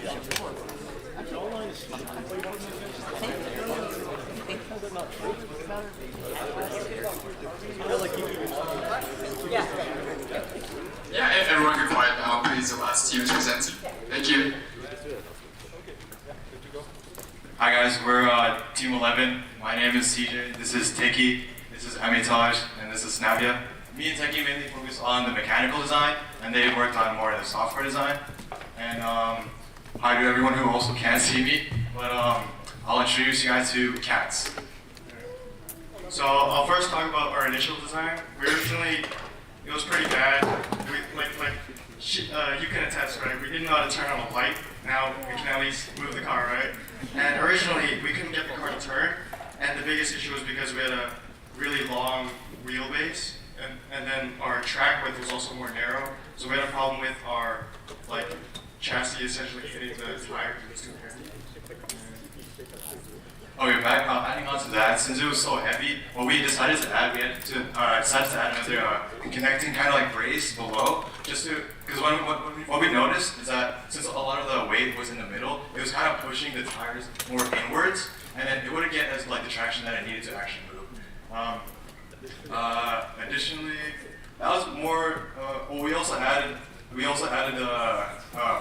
an extra. We noticed that the breadboard couldn't all fit in the main thing, so we added an extension. We also added googly eyes, I guess, and yeah, we just added it just for the space for the breadboard, so it wouldn't keep moving when we're actually taking tests out. I mainly handled the electrical part. The kit where the electrical design was given, that was pretty good. We used basically that, and we really struggled to attach the sensors. As some of you know, we used 3 ultrasonic sensors. Just because our 5-volt thing couldn't get enough. Moving on to the software.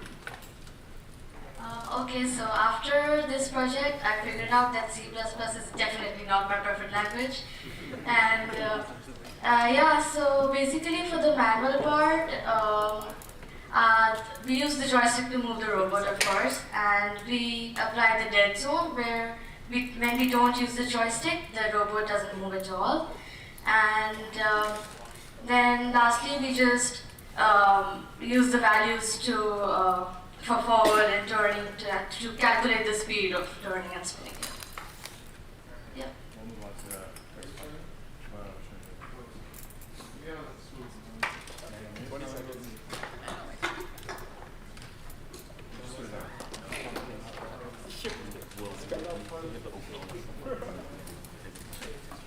I'll start the timer as soon as I Oh, just like 2 seconds. I'll give you 2 seconds. Don't listen to It's not even the rated. Who did my thing last week? It's not even the rated child. Is it ready? Don't listen to the rated child. You guys know anything about the IQR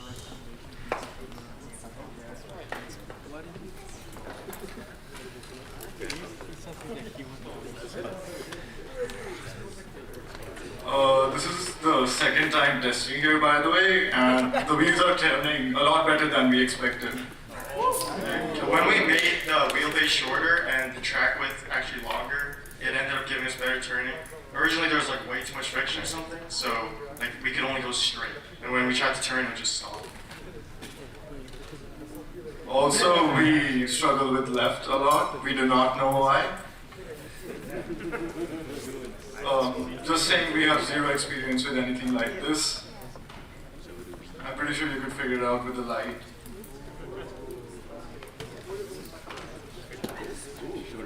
That's gone.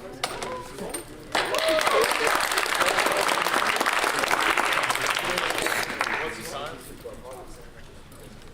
I can't read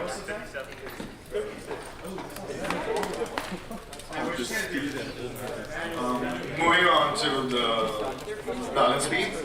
You were so ungrateful for my driving prowess.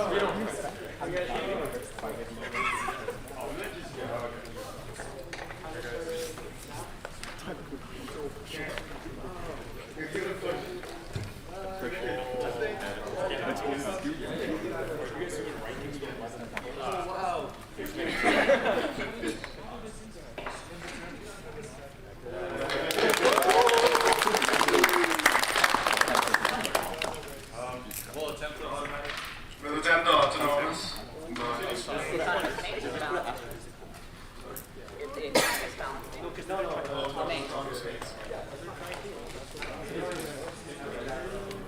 Oh, you didn't even learn? Oh,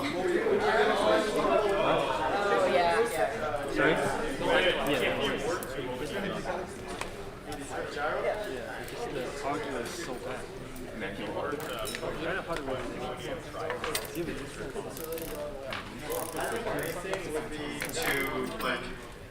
So our turning for the automatic is essentially a time-based thing because we don't have anything to calculate how much to turn.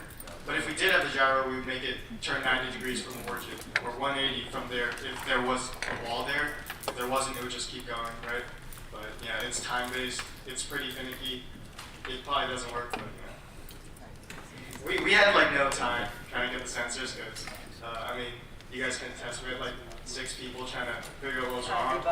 Yeah, 5-volt wire. yeah. It's just a wire problem.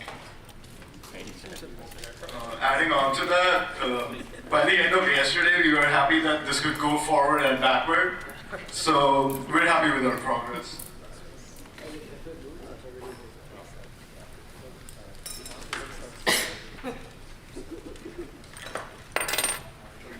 We have no stopping, by the way.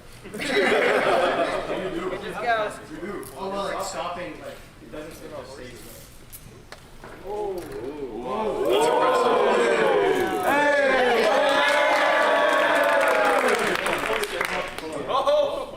That's impressive. Don't break your sensor off. We got too lazy to steer it, so.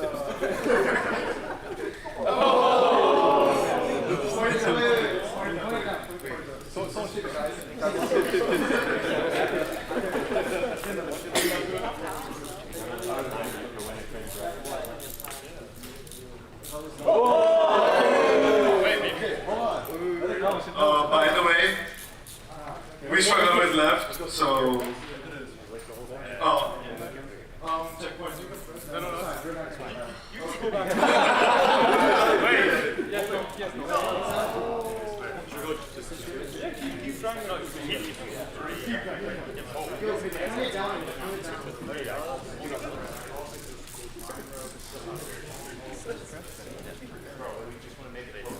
To explain the code, we first detect a stop.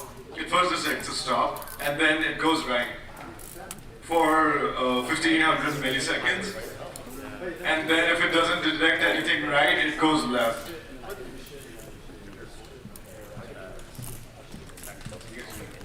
So my original solution to the autonomous part, so it would, once it hits the wall, it's gonna start turning right. It's a time, it was time-based.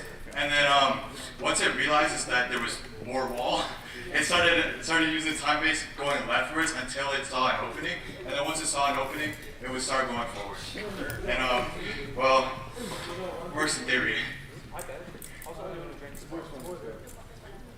He's like, too much wall and then. Do we regret not using a gyro? Yes. But it's a state editor, by the way. It was booking.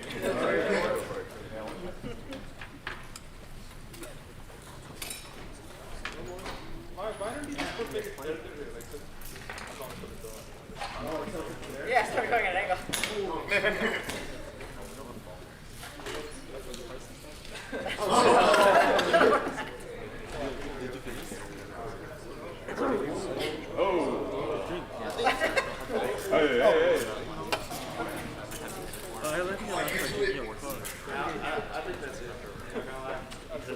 Hey. All right.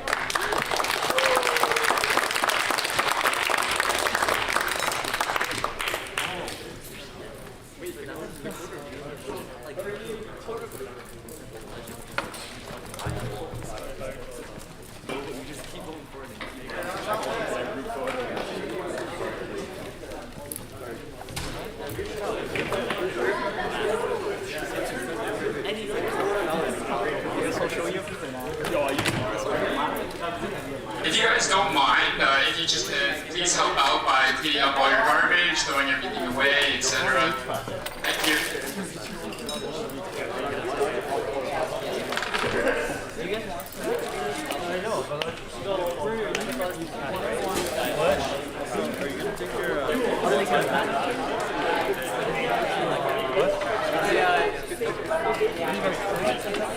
Nice. Yeah, that's fine. We'll do second battery now. Like, I didn't eat anything. Sorry. I mean, no, I need some snack right now. They look like rubber.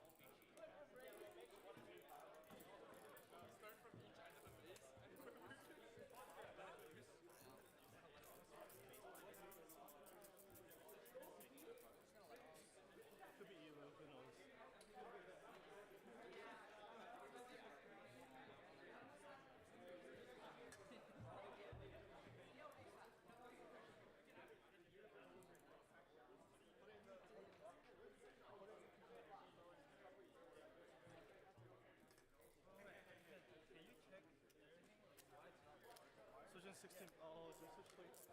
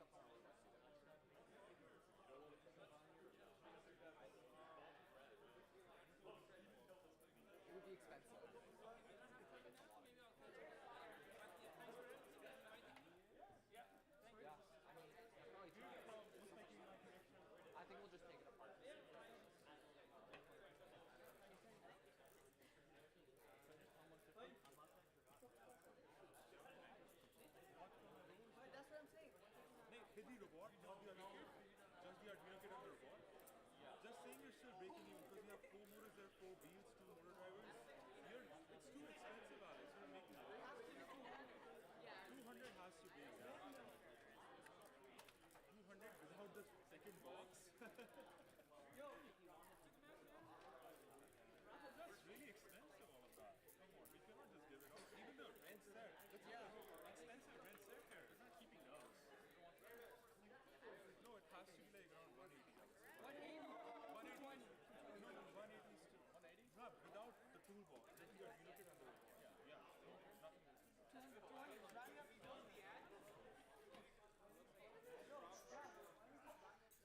Sorry guys,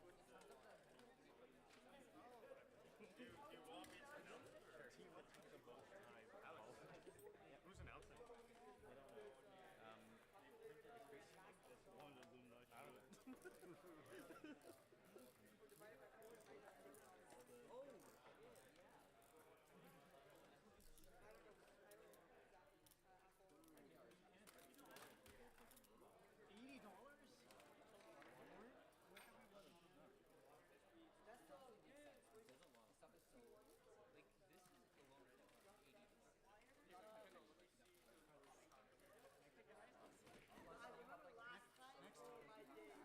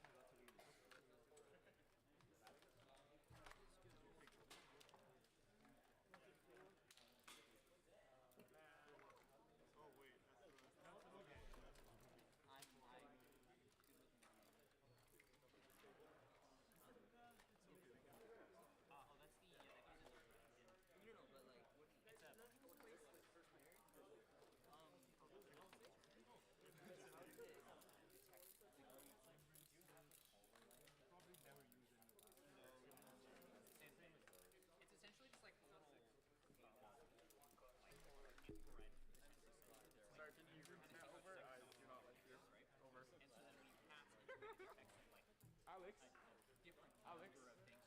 And so it was like the number of little sensors turned on.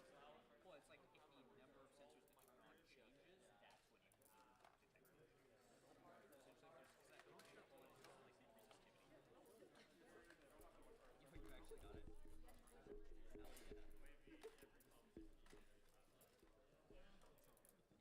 got it. Yes, reverse it and watch us build it. So I'll put a box in front for a while.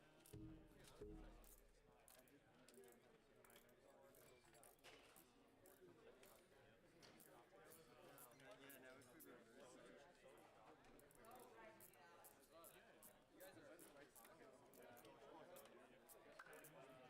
There you go. I'm starting to see it over.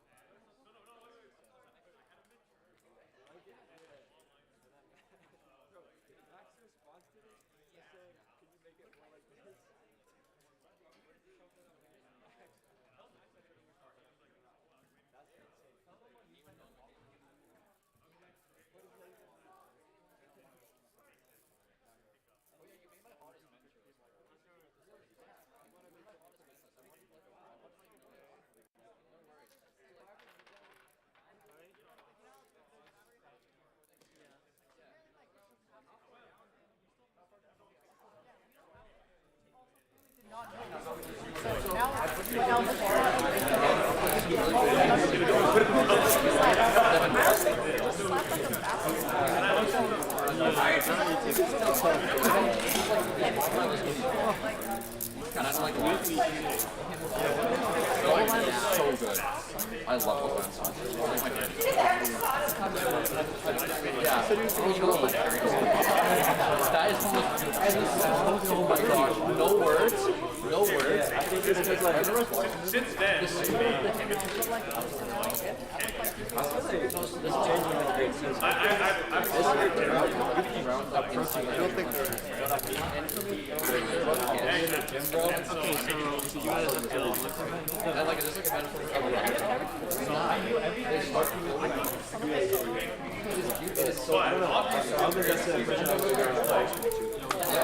I love trails.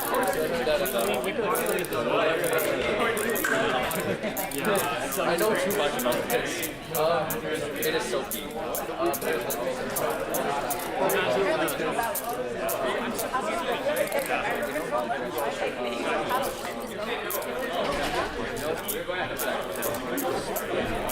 Did you guys have like lessons? This guy. He's so hot. He's so fucking hot. No, I just looked at it.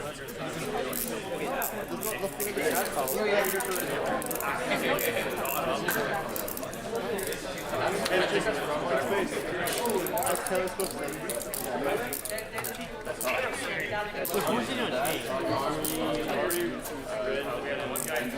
Nice, cool. Okay, perfect. All right, everybody. Thank you so much for attending Mechatronics Showdown 2026. This has been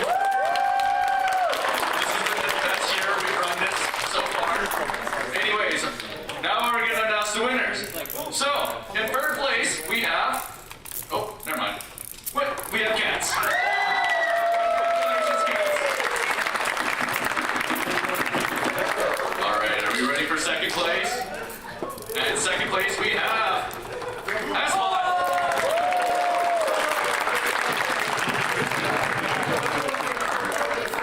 In first place, we have Go-To Bot.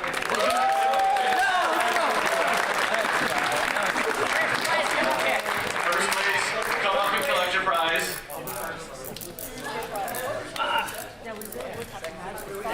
In first place.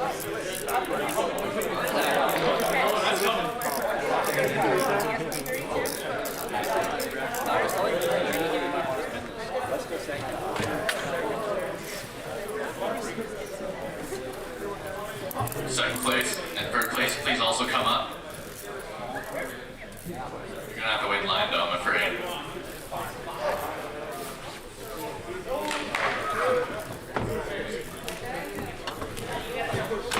Let me ask.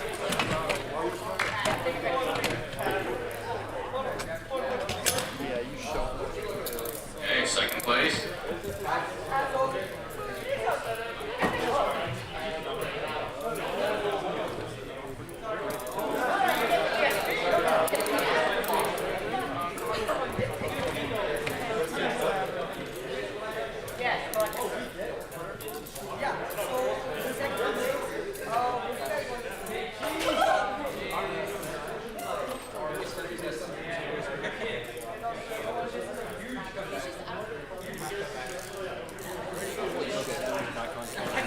They actually fucking tried out.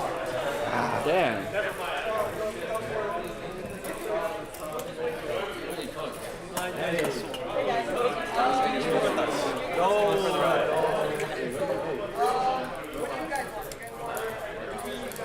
Yeah, let's see the video. You can say that. You can say that it was the best. You can say it was the best. The best. The best robot ever.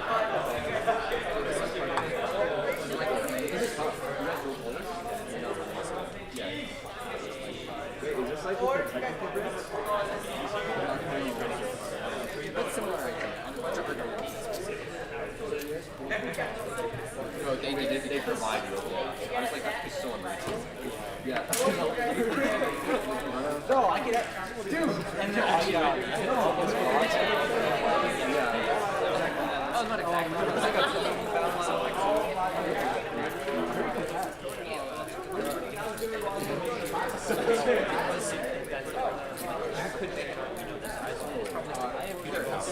But guess what? There is a secret fourth prize actually. This one, it was awarded to the team whose robot drove the most erratically, the drunkest robot, if you would. Shout out to Dudes for sponsoring it. Shout out to In the Trenches, Sad Face. Let's look at clapping. Alright. Okay. Well, In the Trenches, please come up and collect the prize.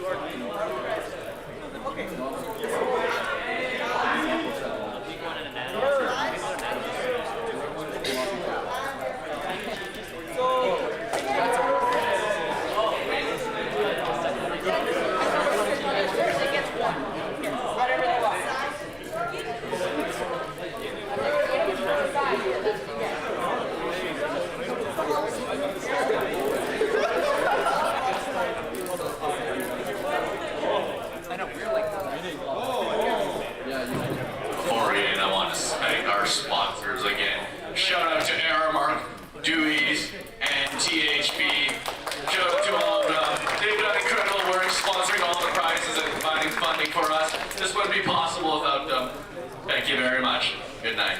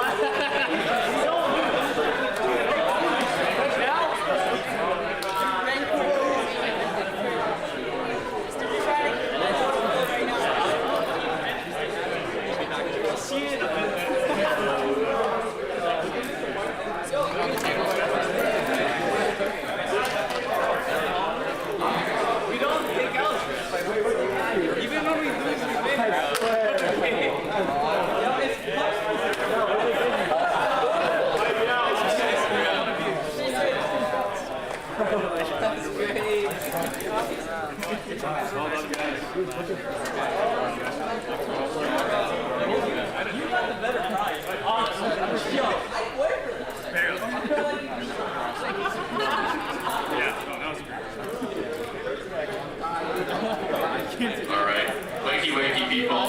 Guess what? We actually have a new announcement. Please fill out the feedback form. We want to hear your perspective and we want to know what we can improve on for next year. So please fill this out. We greatly appreciate it. Thank you very much and good night for real now.